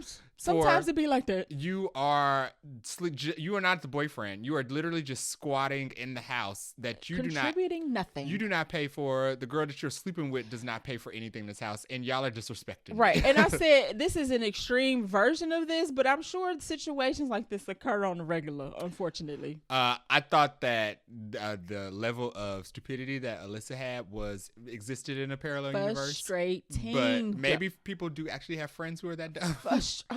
She was like, you're just stupid. I'm like, yeah, she's stupid. She was dumb in a way that I did not know how she survived, like living in the real world amongst human beings. Because they don't realize that Keyshawn's only texting Alyssa so that Bernice can find out where they are. Right. But Alyssa's dumb butt keeps responding to him. Like, girl. Like, stop. I'm surprised Alyssa knows what a crosswalk is. It's how unsmart and unserious she know how to she's pay bills? Right. It was just weird. Like, why would does she, I don't believe she even knows how to pay bills. No. Why Drew would give her the rent money anyway. It doesn't even seem like she would be able to figure that out. I'm surprised you know how to drive. The phlebotomist scene with Janelle James. It was a little extreme. Went a little long. I like Janelle James. I cringed because I've had a terrible phlebotomist experience where they could not find the vein, and instead of just redoing it, they just kind of like yo-yo the needle in and out of my arm for some reason. That scene was ridiculous because there is no way somebody would survive that much blood spraying out of them, essentially. Spraying out of them one, and she gave up like 7 pints of blood, she was gray. She was gonna blood for an hour. It was like no, and they had enough energy to run up out of there and still go to churches. No. Right, that was an example of a scene that ran just a touch too long. It's like parallel universe. Right, this is not real. Parts were funny, but it was like, okay, she's obviously not getting money from this blood. Like, let's go. All right, let's get to our rating. I'm gonna give this 4.5. Yeah. I would only take a half from the length of some of the jokes. Yeah. Went on too long. Not all of them landed, but outside of that, the movie was fine. It was fine.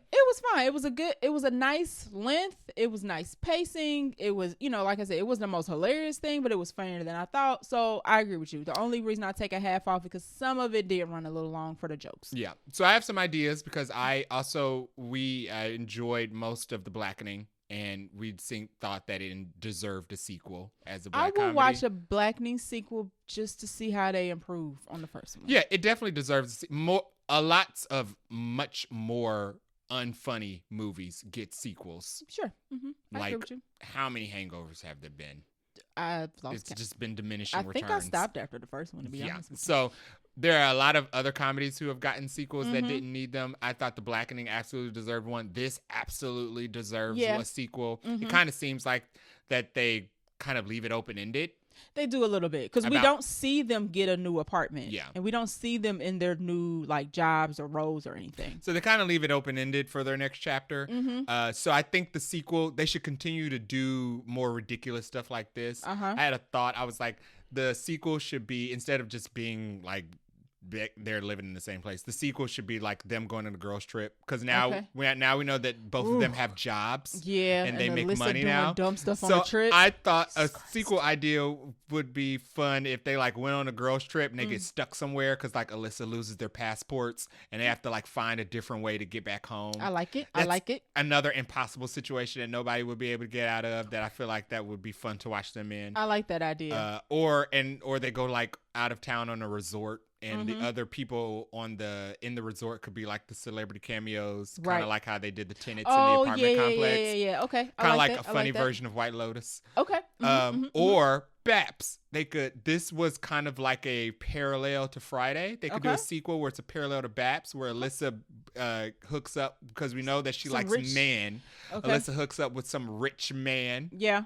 Well, it's funny because she gets on Tinder and says, Lord, please let this one be rich. Right. Yeah. So we know that she's the one. We know that Drew, I guess we can assume that she's with the maniac. Sure, but she don't have to stay with him. Alyssa's single. Right. So it would be fun if like Alyssa gets together with somebody who's like rich and they get in like a BAPS situation or something. It. I like all those. Yeah, they could. I would like a sequel. Or like an old man they're trying to get him to leave them his inheritance or something. Right. Or he's like a con man or something. They get roped into some sort of con. Yeah. I like That'd be funny. Keep the situations impossible. Yeah. Ridiculous. Right. Ridiculous is what makes this movie funny. Yeah. So I would keep all of that. We don't need no grounded, level-headed situations. Just make it crazy. Yeah. Make it crazy. Yeah, I like that. All right. So that is the end of our review on One of Them Days. Absolutely go see it. I think it's going to be like the number 2. I mean, I would love if it was like a surprise upset, because it's only like we only have Saturday morning numbers so far. Right. And what the weird thing is, this is a holiday weekend. It's MLK Day weekend. So they're going to count 3 and 4 holidays. So it could win the 3 and then Mufasa maybe wins the 4. Who knows? And like somebody pointed out, like This Is Us, another movie that's not a comedy, but was made for $4 and ended up ending the year being one of the most profitable films of the year because it had such a small budget. I would like if the year ended, and because this movie only cost like $14 million, it's known for being like one of the most profitable films of 2025. I like it. Yeah, I think that sounds great. I want this to be 1 or 2 and Mufasa to be 1 or 2 because we have 2 black movies. Yeah. Even though I don't know if Mufasa is considered a black movie. It is. Majority cast is black and the director is black. Yes. So that would be awesome if we got like both at 1 and 2, and it's MLK weekend. I just like the stars are aligning. Yeah, like Alyssa said, it's in the universe. It's the ancestors have willed it. Rooting for everybody black. There you go. Exactly. All right, so that's our review for One of Them Days, and now we're gonna take a quick break and do our review for the total opposite of the movie, Wolfman. This week we also watched Wolfman, which was released the same day, obviously, as One of Them Days, January 17th, 2025. It is directed by Lee Whannell, and if you have heard of him before, sounds familiar, he wrote the first 2 Insidious films. Good. He also directed the 3rd Insidious film, and he also directed Invisible Man. And something he's super known for is being the co-creator of the Saw franchise with James Wan. Yay. So hopefully we're getting an Invisible Man sequel. Yes, I thought they said I don't know if that's confirmed. But they I feel like announced it, but they absolutely should. Okay, okay. Cast and characters of Wolfman include, it's actually pretty short. Yes. If you can probably judge by the trailers. We have Christopher Abbott, who plays Blake Lovell / Wolfman. Julia Garner plays Charlotte / there's no slash. I don't know why I was about to make her somebody else. She plays Charlotte Lovell, who is Blake's wife. And we have Matilda Firth, who plays Ginger Lovell, who is the daughter. So those are our main 3. Without spoiling, I won't name anybody else that's in this movie, but the runtime is 1 hour and 43 minutes, so pretty short and to the point. Budget of $25 million, which is good, especially for horror. Opening day, $4.5 million, which is under projections, unfortunately. It is also projected to do over the weekend $9 to $12 million. which is also lower than expected. So this is shooting for number 3 behind Mufasa in one of them days. It's not box office wise. It's not looking too. I wonder if it's gonna make any of its money back. Yeah, in budget, typically for movies, you want to make 2 to 2.5 times. So we'll see. How this goes. Cinema score is a C-, which not great. Not great. Now horrors do get graded on the curve, so B's are good. Like C plus is what we're looking good. For. Yeah. C- is too close to a D+. Yeah. So that's not great. Unfortunately, the critics and the audience are not loving this movie that well either. It has a 53 for critics and a 58 for audience on Rotten Tomatoes. But listen ahead to see what we think about this. So, Jay, you want to give us the plot? Sure. So the plot of Wolfman is Blake Lavelle is taking his family to the cabins in the woods because he has been notified that he has inherited it. It's the cabin he grew up in. Correct.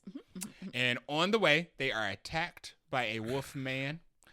Blake contracts the wolf man curse and has to protect his family while also transitioning.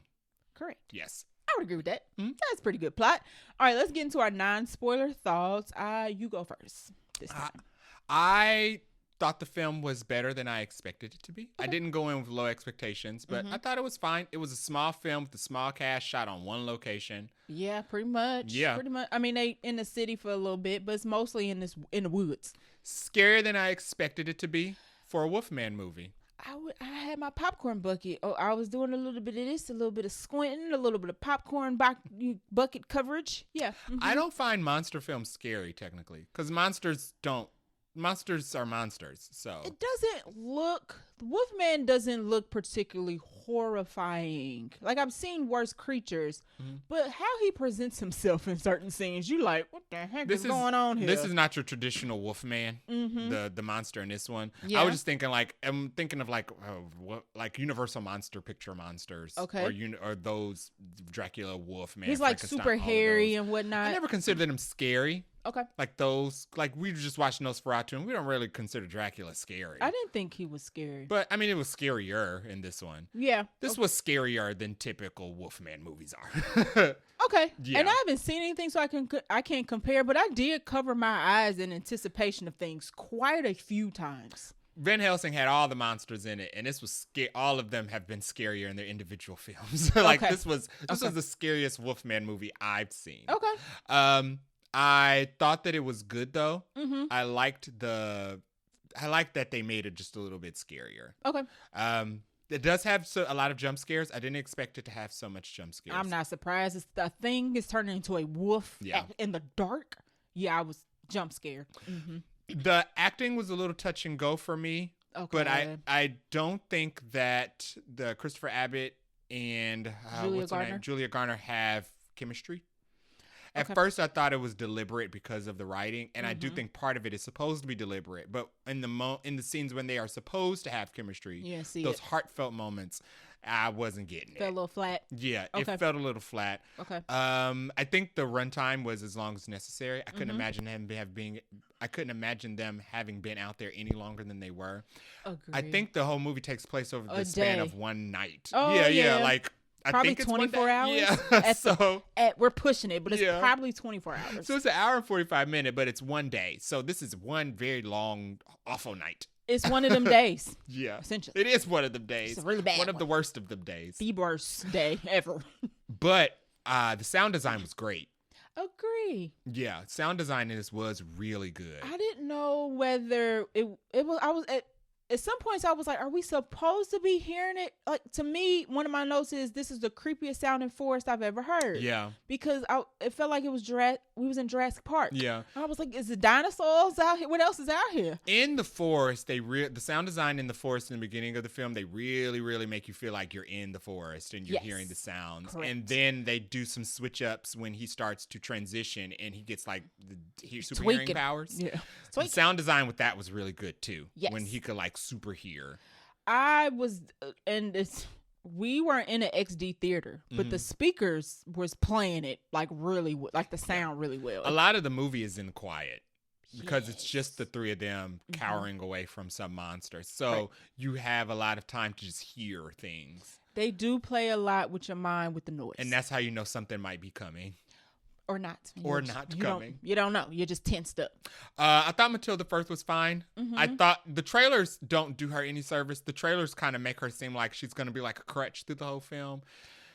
And she's not really a crutch. There's a couple crutch scenes. They kind of set it up where kind of like she's going to be one of those Jurassic Park kids where she's going to constantly be in danger, and the character, the adults are constantly going to have to throw themselves in front of her. Every single time. She doesn't do anything dumb or step out of line or anything like that. She's a couple scenes where I was like, no, why would you do that? She has some scenes where she's like annoying, but I mean, she's a kid. She's a kid and something weird is happening to her dad, but she doesn't do anything like stupid, like run outside.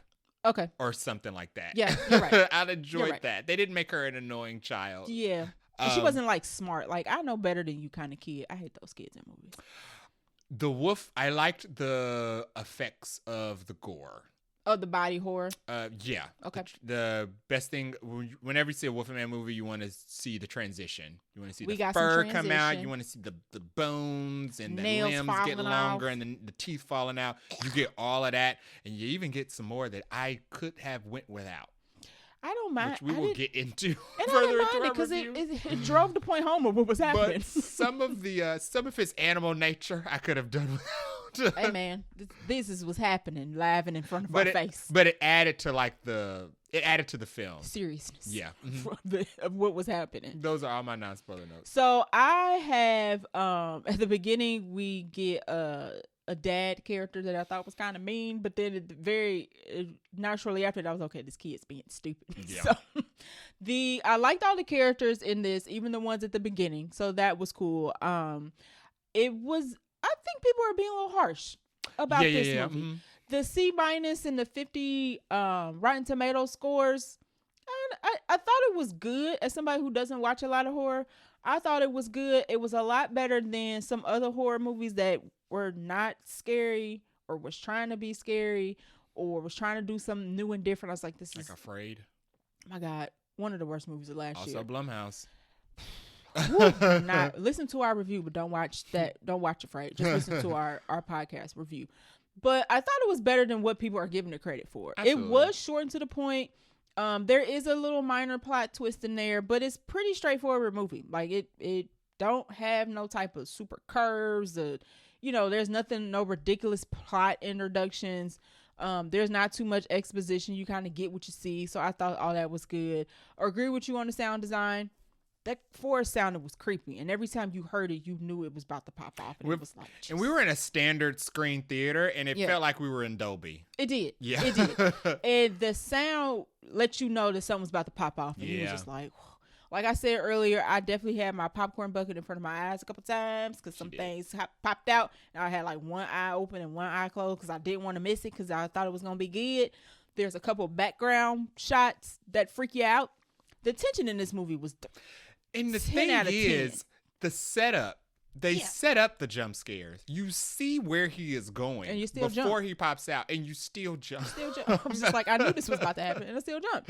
So that was good. This movie had a lot of tension, which I like it, which is crazy to say. But I like in horror movies when I'm like, my shoulders is up to my ears the whole time, and my popcorn bucket is like halfway over my face. Yeah. That's my kind of horror movie. So I thought that was good. Yeah. Those are my non-spoiler thoughts. Okay, so we are going to dive into the spoiler section of the review in 3, 2, 1. All right, first up we have Blake Lavelle, who is Wolfman. Yes. That's not a surprise because it shows you that in the movie. I liked him for the most part. There's, like you said, some of the chemistry between him and his wife is a little off. Mm-hmm. And that kind of takes me out of it because I'm like, I don't really believe y'all would actually ever get married. So they're having a rough patch, apparently. Right. Their marriage is in a little rocky state. So he's encouraging them to go with him to this farm to kind of, let's get away and, let's spend some time together away from the city and work, whatever. Mm. But I thought the character portrayal was good. You can really tell that he is super confused and lost about what is happening to him. Yeah. He does that very well. Like there's a tale of the Wolfman and like an opening caption. We do get it's not a scroll, it's more like a fade. Yeah. So the Wolfman is not a new concept, and when he's little, his dad is actually trying to capture or make note of this wolf man. Yeah, so the locals apparently know there's something out there. Yes, and our opening sequence is his dad like finding out, okay, this is actually real. Like he sees it. He sees it in his scope of his gun. Mm-hmm. So the only thing I was confused about his character was his character not explaining that to his wife and his daughter. Because I was like, now, if you know this thing existed, or was there a lore about it, there was a mystery around it, you might want to mention it, because she would have been able to connect the dots of like, okay, now I know what's actually, like, it's hard for me to believe, but I know what's happening. But I like the character overall. Like, he really loves his daughter. Him and his daughter have a really close relationship. The mom and the daughter do not. So I like the relationship between him and the daughter. And he's like, I'm here to protect you. I'm never going to let anything happen to you. And as he's saying this, we as the audience is like, child, you don't even know. You don't even know. But he was so sincere about it. I was like, oh, man. He gave an honest effort. It's really about to go downhill. So I liked Blake. And I felt for Blake, and it was really bad for Blake when he turned into the Wolfman, because it's like there ain't no cure for this, sir. Yeah. So yeah, I had a soft spot for Blake because I knew it was about to happen to him, and his daughter didn't. Christopher Abbott was much better in this than Craven, which I think we predicted. We did. That he was going to be better in a better film. Yeah, his outfits in Craven was better than this, though. Outfits in Craven was everybody's outfit in Craven was better. Right. But he was good in this. I liked the relationship between him and his daughter. He did seem very sincere. Nobody really made a dumb decision. They kind of just had made the best out of what they were stuck with. The situations they were in. Yeah, I agree. I mean, the dumbest decision would have been going up there. But he didn't know no better. He didn't know any better. Right. I mean, it kind of. He kind of knew that there was a wolf up there. Because what transpires is his dad passes away. Yes. And we don't know how or why or when, but he basically gets a letter from, I guess, the estate of his dad to say, hey, somebody need to come pack up this house, and here's the keys. And that's why they go up to the cabin. Yeah. Yep. But I liked his relationship with his daughter. I think he did a very good job with the wolf transition. So there was a different guy who played the wolf. They had a stunt man play the wolf, but he Christopher Abbott did most of the transition up until they switch into because there's a point where he stops looking like Christopher Abbott. Right. Yeah. Right. And that's probably the stunt man. But up until he switches into a stunt person. Right. The physicality was good. Pretty good. He tweaks pretty well. And when he is falling apart, I felt really bad for him. I did. Yeah. Everybody in this is innocent. Yeah. Technically. Nobody technically did anything wrong. Nobody did anything, which makes it even worse because you're like, these just poor innocent victims going through this horrible tragedy. I like the touches of his character they added where he was basically picking up some of his issues that he had with his father. Yeah. They would pop out with his own family. He had a little bit of a temper. He would have to check himself. Yeah, I like that. He did not. His dad was very strict. You have to listen to every single thing I do and say. It was like military. Yeah. And he was like that with his daughter, which didn't work because they had a different lifestyle. Right. So some of that would pop out and then he would apologize to his daughter. Like, no, that's not what I'm trying to be like. So yeah, that was cool. With, I guess, Julia Garner's character too. Little bit. That's probably why their marriage was. All right, you want to talk about Charlotte? So this is my first foray into Julia Garner. Yeah. Thank you. Our mom knows her from Ozark. Right. So she was cool. But the main issue I had with her was that I guess she wore the fact that their marriage was on the rocks on her face and her actions. At all times. And there was some times where I would be, I think I said out loud, there was 5 of us in the theater, okay? So when I say out loud, there was nobody in our row. Right. And I wasn't super loud. But it was one scene, I was like, girl, help out. Yeah. So they were like, there was tussling around. So you could, at some point it was like, lady, something's going on with your husband. I'm going to need you to pull it together a little quicker to piece. And she eventually does. Like, eventually her character come up on the ones and the twos and she doing her thing. But I was like, I need you to kind of do a little more. I know it was funny because I felt like the whole movie Charlotte wanted a divorce. It seemed like movie, and Charlotte was like, I should have got a divorce. Right. Like, it's kind of from the moment that they are on their way there, Charlotte is anti-everything. It's from the moment they're sitting on the stairs and he's telling her we should go up to Oregon. She's like, I really would like to. I'd rather work. I'd rather walk across the street to the courthouse and get our marriage annulled. Right. That's what she looks like. And that kind of plays for the most part until she like kicks it in a high gear. Because like I said earlier, her daughter don't have a super close relationship, but she clearly needs to protect her daughter. So that's when she kind of like kicks it in a high gear. And she does tell Blake that she loves him, but at that point it's kind of too late because Blake don't understand English. Yeah, so Blake is gone. I guess we didn't touch on that. So something different that they did with this is that the transition of it's not a curse. Usually it's a curse by gypsies. This is some type of infectious disease. Yes. Lee Whannell says that the idea for this type of wolfman came from resembling a neurodegenerative disease like ALS, because he had a friend who passed from ALS as a personal friend who passed from ALS. So that's what he wanted to use as a transition thing for this. So I liked that. But with that, something they do different is he just stops being able to understand English. He's becoming like a full animal. It's gibberish. Yeah. And I like the film flips between her talking to him and she's having like this super heartfelt message to tell Blake, but it's too late because Blake is at this point of the transition. He cannot understand words. Yeah. And they cannot understand him. Yeah. So he's turned into like an animal. He's losing his speech. Yeah. And quickly. Super quickly. Super quick. And he also loses the ability to understand English. So that was anything really. That was tough. He's just hearing sounds. Yeah. And they mouth just moving. Yeah. That was tough. So. Yeah. So I liked how she eventually kind of got on board with like, hey, I want to take care of my husband. I want to save my kids. But unfortunately, it's too late. I liked her more when she kicked in high gear after the danger kicked in. And it was at the point where Blake could not help us. So it was just Charlotte and Ginger. Right. And Blake kind of tagging along at the beginning, but eventually they got to like break rank. Right. They have to separate. So I like the fact that I liked her when she took charge. I was surprised by the fact that she knew how to do a jump. It didn't seem like she was prepared to be out in the forest for any purpose at all. Earlier in the movie, she tells some passerby that they run into, who's technically a family friend from Blake's past, whatever. She's like, oh, we're tough people. And he's like, no, you don't look like tough. But actually, the girl has some chops. She survived. Gang. Okay. And the neighbor didn't. She did not.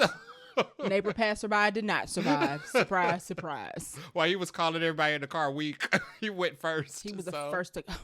Literally.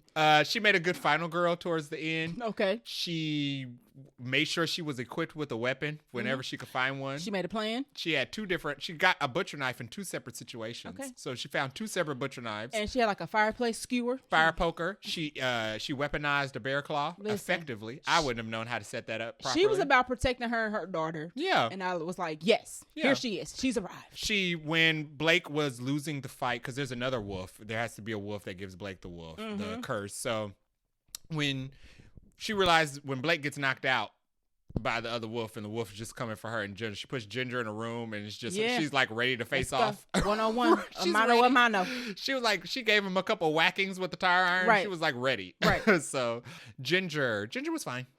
Ginger is the daughter. She was cool. I mean, you needed the daughter in this movie. I feel like it would be a different movie if the relationship with the daughter and the father wasn't in it.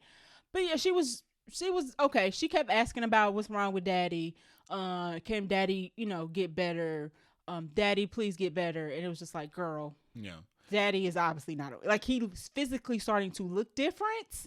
I'm gonna need you to put 2 and 2 together. But she's just a kid, so I'm going to let it go. God bless her. He was looking freaky, and she still saw her father through all of that. And she was touching on his forehead. Like she was putting her bare hands on that skin. Yeah. I don't know. He just finished eating his arm. But okay. Right. She ain't see that part. So she was probably like, oh, he's okay. He's fine. But she's a child in this situation, so she can't do much. It was her job to be carried through most of the film. Exactly. And that's what she did. She didn't get in the way. And that's why she didn't stand in the way of Julia Garner trying to fight off the other wolf or stand in the way of her trying to fight off Blake when he looked like he was switching to the other side. Right. She didn't do that weird thing where people like, oh no, don't hurt him situation. Stop the violence. Right. She didn't do any of that. And like you said, she was literally a kid and she didn't like always stumble and fall every time they was trying to go somewhere. Right. She was like quick on the feet. She added the heart because Blake and Charlotte's marriage was not in a good place. So the heart was not there. She added stakes. Yeah, she was the glue that kept them together. It's until the glue was eaten. Yes. Pretty much. All right, you want to get into likes and dislikes? Sure. So I liked the hair and makeup and the effects on the wolf look 10 times better in the film than that promo that they released at the movie theater where the guy was just like in the hair and makeup at Universal. Yes, it looks better on film. People was just being extra, I feel like. In the film, I think it was the blood. They were covered in like blood and dirt and crap from being in the forest, and that made it look more. That distracted from him just looking like weird. Online they're calling him weightlifting Gollum. He looks like Gollum who lift weights. I wouldn't agree with that. And I wouldn't agree with that. But he does have that skinny body with the bones showing kind of thing. Instead of looking like a wolf, he looks like something from like Wrong Turn. Or The Hills Have Eyes. Because he's not covered in hair. He looks like those bad horror movies where they do stereotypical versions of like the people who live in Appalachia, inbreeding between each other and eat each other. Like when they do Wrong Turn and The Hills Have Eyes, that's where they get that from. Okay. So he looks like that instead of like furry. Okay. So, that makes sense. I liked it better in the film. It looked much better in the film than people tearing it apart in the promo photos. I agree. I agree. Yeah, give the film, watch the movie and give it a chance. It looks much better in the film. Okay. I thought the gore was on point. Agreed. And to the point that it was uncomfortable. I liked it. There is a scene where so the way he gets the disease is the wolf scratches him. It's not a bite. So it's a scratch. And it plays out like we see in the trailer. Right. He gets a scratch on his arm and that's where the scratch of course gets infected and starts to spread and it looks like it's eating away at his flesh a little. His bones and tendons is getting exposed. And he's got like boils coming out of it and he's like scratching it and eating on it and stuff like that. I thought that was crazy, but he noshes on it like an apple. Lee Wanell is from Saw, and I continuously forgot that watching this film. Like he goes there. Eating his arm like a chicken leg. Yeah, like at one point in the movie. He's eating after he's scratching it like a mosquito bite. And once again, the sound design is impeccable. So if you've ever heard the sound of someone eating flesh, just ramp it up. Right. Ramp it up and then put it on like a Dolby speaker, and then that's what it sounds like. I thought the cinematography was good. It takes place in one location in the forest. Very good shots of the forest. I thought the effects of wolf vision were interesting. That was different. So when he flips back, when the movie flips back between the views, his point of view and the wife and daughter's point of view, from their point of view, it looks normal. But from his point of view, it's like everybody has like beady eyes and the colors are all like green and reds and purple. It don't look normal. It's kind of like negative, like a photo negative a little bit. Right. That's what it looks like a little bit. He sees everything like negative. Right. Like he don't see, I don't know how animals see, but he don't see like no normal animal. It's clearly a disease infection point of view going on. Super hearing. He can. One spooky part in the film is we thought the wolf made it into the house earlier in the film. We hear stomping upstairs, and you find out that it's just a tarantula in a closet. But he has super hearing, so a tarantula crawling on the wall sounds like an ant walking through the forest. Yes, and that scene plays out the perfect length because like as he's getting closer and closer, it's getting louder and louder. He checks one spot, nothing there, and then he opens the door, and I'm like, this wolf is about to pop out of this closet. And the girls asleep, they don't hear it. So it's very confusing. Like, how do y'all not hear the stomping going on upstairs? Right. And he opens up the closet and I'm ready for something to jump out. But then we see half his eyeball look around the corner and it's a tarantula. It's literally just a spider. And it's like, are you going to smash it? He doesn't, by the way. But yeah, that was cool. I like that as well. I don't think I had any dislikes other than the chemistry. I thought the chemistry was off even when it was supposed to be on. Okay. But that's my only dislike. I agree with all your likes. I like the setup of a lot of the shots where I had to put my popcorn bucket. There's like one scene where it's dark in the house and him is a wolf at this point. He's fully transitioned and they've locked him outside. But he knows the house because he still has some memory and he breaks in from upstairs and they can't see it because they're in a different room, but he's walking down the stairs in the dark, but he don't look like a man, right? He looked like the wolf man. And it's the creepiest thing I've not ever seen, but it was like one of the creepiest shots of the movie. I was like, oh, they don't know this man walking down the stairs. Lots of jump scares. Yes. But I do, like you said. They weren't cheap jump scares, though. The setup. They set up every time mostly where he was going to be, and it was still scary. Yes. And they do that often throughout the film. There's another scene where they're like in the barn in the dark. He can see them, but they can't see him. I was like, oh, and he's literally like feet away from them. Yeah, he's so quiet. He made it into the barn without making any noise whatsoever. He's just like sitting in the dark. and they're looking out, waiting for him to pop up, and he's literally like 2 feet in front of them. In the beginning, creepy, so creepy. In the beginning, we didn't say this is a daytime. This is an all-day wolf. This is not a moon wolf. He's not afraid of the daylight. Because it's not a curse of the moon. It's just an infectious disease. So he's a wolf at all times, in the day, in the sun, in the night. Chilling, so sunbathing. There is no safe waiting time to be outside. Right. Early in the film when they go hunting and they first show the OG wolf. We can assume the OG wolf. Right. When he first sees it in the clearing, just standing on the hill, that was creepy. That was creepy because it almost looks like Bigfoot. It looks like a zombie, but it ain't Bigfoot. Yeah, and we seen it through a gun scope, so it's not like a regular shot. It's just real tiny, and then he pans over, and it's like bam, wolf. You're like, ow. The jump scare of him standing in the middle of the road that causes the crash. Also, that was pretty good. So the jump scares are plenty, but they're not cheap. They're very well laid out. I appreciated that. And then one thing that I already mentioned the tension of how they set up the shots and how it was scary, how I needed my popcorn bucket over my eyes. I also like the wolf off in the movie. Wolf off. We get 2 wolves going back to back. I thought that was pretty cool. You always have to have a wolf off in a Wolfman movie. That was very good fight choreo because one of our wolves ain't quite full wolf yet, so he ain't really winning like he should. And the other wolf been a wolf a very long time, but they was duking it out. I like that scene. That was pretty good. Let's go to the ending. So the ending of the movie is, and this is a little bit of a plot twist. So the beginning of the movie sets up that there was a hiker that got lost in the woods and he got infected by some disease, and he's known in town as the Wolfman or Face of the Wolf. That's what they call it. And then we learned that Blake's dad at some point died. We don't know how. And we don't really talk about how Blake's dad died or transitioned or whatever. Yeah, I assume because he gets a letter. He gets a letter from the state and and it says declared deceased. So I assumed died in a hospital somewhere on life support, and they declared him dead because the state would know. I just assumed that he had been gone for so long that he was just declared deceased.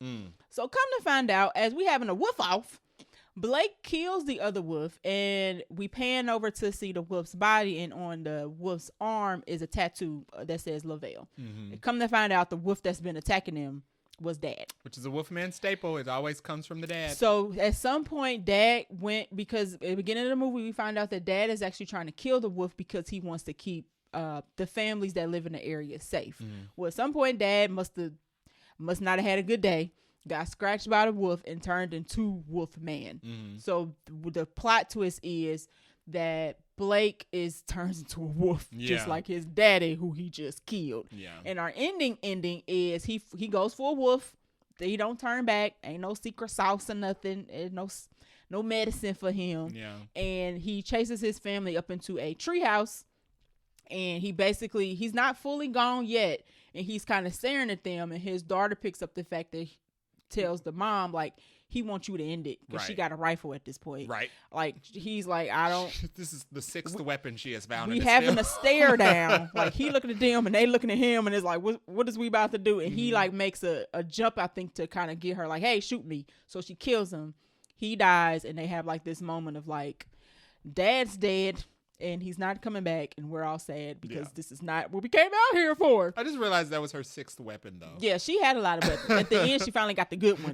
The good. She has to kill her husband because he's basically saying, "Please kill me," and then they kind of walk off into the view of the mountains. They go to see the clearing that he told them that was the whole purpose of going up there. Right, because that was going to fix their marriage. He wanted them to see the view that he always saw as a kid. So our last shot of the movie is the daughter and the mom seeing the view that he wanted him to see as he is dead in the forest as a Wolfman. And that's how it ends. Yeah.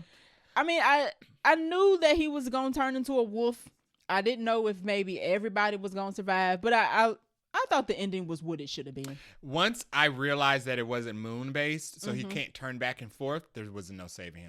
He was going to stay that way. Okay. I was like, this is how it's going to have to end. And they don't set it up for a sequel or anything. No. They just end it like he's dead and gone, and they got to go live their life without the man in their life. They don't even leave it. They don't even conclude that there will be another wolf. No, like it'll be somebody else. It kind of implies that maybe he was the last one potentially, because we don't know if Dad infected somebody else. So breaking generational curses. Yep. Hey, metaphors. Hey. So yeah, unless Dad infected somebody else, Blake was the last Wolfman. Right. I guess essentially. So that was the ending. I thought like I said, once it ended, it's kind of like, oh, okay, well, we've wrapped everything up. There's no big questions really here, and there's no sequel. Well, they ain't set it up for a sequel. Wolfman movies are tragedies. They're always supposed to be tragedies. The guy never comes back. It's whoever like gets turned. Yeah, and that's how it's supposed to end. Yeah. So, do you have a favorite line or scene? I had a favorite line, which was earlier in the movie, which is one of the neighbors making the most sense when Daddy Lavelle has his first run-in with the Wolfman, and he gets on CB radio to call his neighbor to let him know that he actually saw it and it's real. Yeah. He says he wants to go up there and find it and kill it, and the neighbor says, what is the point of going up that mountain, look for something that doesn't want to be found? And I agree, because it is a monster. It's not a person. And you've seen it. You know it exists. It scared you enough. You had the opportunity to kill it. If you really had the ability to do it and you believed in yourself, you would have killed it out there with your son. Poison, some slime. Because let me tell you something, Julia Garner did. Move. Just move. Pack up your son. Move out. Julia Garner was in the same situation, and she put a period on the end. Listen. So if you were really about killing the wolf, you should have did it out there. I wouldn't have went back out there to go get it. Yeah, and obviously at some point he did. Like, we made it out alive. Let's leave. Right, and Blake mentions that he hasn't talked to his dad in a really long time, so we don't know how long he been a wolf, when he turned into a wolf. We just know he full wolf. Yeah. By the time we see him, and he still got his clothes on. It was crazy. Did you have one? I like the scene where, and this is one of the jump scare scenes. I think it was one of the jump scare scenes where they're in the barn and they looking at him. They're trying to see where he is in the barn, but he's like 2 feet away from them. It's the scene I described earlier, and it was so good because initially we see it from their point of view. So everything looks normal. It's pretty dark. You don't hear nothing, but then the camera pans around and we see him start to come into focus, and we see his point of view where he's already in the room. He was literally staring them down, and it was so dark they couldn't. They could not see, and I was like, "Oh, this effective," because about to turn up. And that was twice. That was the second time he did that. The first time he did that was in the house. In the chimney. Yes. So there was another, I guess this may be my second favorite scene, where after they locked him out, he's full wolf now. He comes into the house, and they don't know where he is in the house. And come to find out, the man comes down through the chimney somehow, but the little girl don't know. So we pan to her, and in the very corner of the screen, we see his ugly face behind her in the chimney. I was like, there he is. Yeah. Girl, turn around. The setup of the jump scares was very good. It was tense. I mean, the scene when they finally escaped the truck accident, which was crazy because they basically drive off a cliff. Yes, and they driving down for a long time. Yes, they're like literally falling straight down. Yes, in a big old U-Haul. So somehow they make it out of the U-Haul. Right. And it was tense. Like, you can hear the thing running after them. And then when they finally get out of the woods and it's a clearing and they're running towards the house, you can see it following them. The thing run fast. It's fast. It's so fast that you don't think they're going to get away. Right. Because they trying to unlock the doors with the keys. And you're like, hurry up. It tries to drag them through the doggy door. The jump scares were effective. Yeah, I don't see why people rated this movie so low. It's pretty good. This is why you don't hunt. That was note number 2. Leave Bambi alone. Yeah, because you never know when you're going to run into a wolf man. Hello. You could tell the dad obviously had some type of trauma, which I think alludes to the deleted scene. So there was a deleted scene that Lee Wanell said that was going to include Blake's mom, who was dying of ALS, which makes much more sense in the beginning of the film when the dad is talking about, people just die and they just leave you and you can't do anything about it. And I was like, you have trauma of some his sort. Dad is very strict, but he has like glimpses of being like nice for the few moments we have him. Right. A glimpse of him being like, comforting to the son, but he's overly super strict. He wants to keep his son from dying. Right. But he could just move. It makes sense now that his mom died. He had a mom that died, so that is why he's are trauma dumping in the forest. Right, I agree. I thought the reveal that he could not understand English anymore was good. Yeah. So what happens is, after it's first discovered that he has a wound from the scratch of the wolf, Julia Garner patches him up, and she's looking at him very strange. Right. He tells her to keep trying the CB radio. He goes upstairs. He's talking. He's moving the dresser in front of the door, and the girls are just looking at him, like literally silently looking at him. He's talking to them, like, Go sit down. Go try the radio. I'm almost finished. Or what whatever. are you doing? And the girls aren't responding at all. They're just looking at him. And I was so confused. Like, why don't y'all say something? And I had a note like, this is a weird directing choice. Why aren't they saying anything? But that was the reveal. A couple scenes later was that was them looking at him weird because he was speaking gibberish. He had instantly lost his ability to speak English. Yeah, that was good because my note says awkward scene of them just staring. But little did I know they were setting it up for the fact that they were looking at him because they had no clue what he was talking about. Yeah, that was good. And my last random note is this is the first abandoned house in the film that doesn't have a spare rifle. Not a single gun.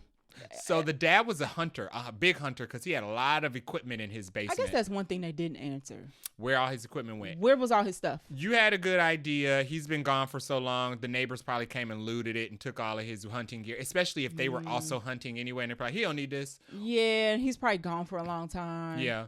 I wonder if they knew. I wonder if any of the locals knew it was him. I bet you it was speculated after he went missing, because our movie opens with a hiker goes missing. And it's speculated that he got the wolf disease. But yeah, this is the first abandoned in the woods movie I can think of where they run into a cabin and there's not a spare rifle that's just left abandoned. They got more knives than guns. Yeah, they had a whole bunch of knives. She had 2 kitchen knives. Listen, 2 butcher knives. I was like, what is it cooking? Yeah. I guess maybe the deer. Maybe jerky. Maybe deer. He was making jerky. There it is. That's my last random note. All right. So with all our notes out of the way, what is your rating for Wolfman? I give this another 4.5. Okay. I don't think there was anything wrong with this movie. I would give it a 4. Okay. For somebody who, dibbles and dabbles in horror, I was rightly scared. Listen, anytime I gotta wink, I gotta do the eyes closed and the popcorn bucket over my eyes and I'm tense, you're winning me over. Yeah. And some of the scenes was giving goo and goblin. So I was like, oh God, this might be too much for me. But it was effective. Yeah. Effective scary movie for me is a good scary movie. And even though we kind of know how the ending was going to go, I like the twist of the fact that the other wolf that was hunting him was his dad. Yeah. I wasn't expecting that. So that was good. I will only take off half of Nicole Kidman from the chemistry between the two, but because the turn happened so quickly and they really don't waste any time. Yeah. They don't have enough scenes to really be in love. So that doesn't remain an issue. Yeah, I guess I would take one off for the chemistry, and then also the fact that I didn't love the daughter character. She was fine. And for the wife, she took a little while to kind of get it cracking. I was like, come on, girl, get it cracking. Yeah. But that was fine. I would give it a solid 4. Yeah. Yep. Mm-hmm. Okay, so that is our review and rating for The Wolfman, the second part of our double feature. What are we watching next week? The Presence. Jay got me watching another horror movie. If I don't be able to sleep by the end of January, you know why. I'm going to be having dreams about wolves and ghosts that I can't see. So The Presence. Hold on, let me pull it up because I want to have my facts right. Oh my God. And that's not even the last. We got the monkey coming out. I don't know if the monkey counts as horror. It's horror. I mean, it's horror, but it's not scary. Sure. It doesn't seem scary. It seems like Final Destination-y. Yeah, and we didn't know the devil was going to be popping up in Longlegs. So let's hold off first until we make that decision. Maybe there's no ghouls in the monkey. But Satan could be in the monkey. So The Presence is technically a 2024 film. It debuted in the film festival circuit, but it's about a family who moves into a house and discovers that they are being haunted by a ghost. But the twist is the whole film is shot from the perspective of the ghost. So we will be the ghost. Ain't that creepy? Yeah. I'm just, every mirror scene, I'm going to be like, oh God, here we go. What the ghost look like? It stars Lucy Liu as the mom and Julia Fox, Chris Sullivan, and Kalina Liang as the family members. We'll see how it goes. Hopefully I make it. Yeah. Well, I don't know. Y'all gonna hear about it in our review. It's Neon too, so Neon's been on a roll. Neon has been on a roll. Yeah. I'm looking forward to it. It's a different perspective. If there's a mirror scene and a ghost look like something out of My Worst Nightmare, you'll know. I'll tell you. It was written by David Coe, who has written Jurassic Park. Yes. Nice. And is writing the next one. Isn't this directed by Steven Soderbergh? Yeah. So the ingredients are there.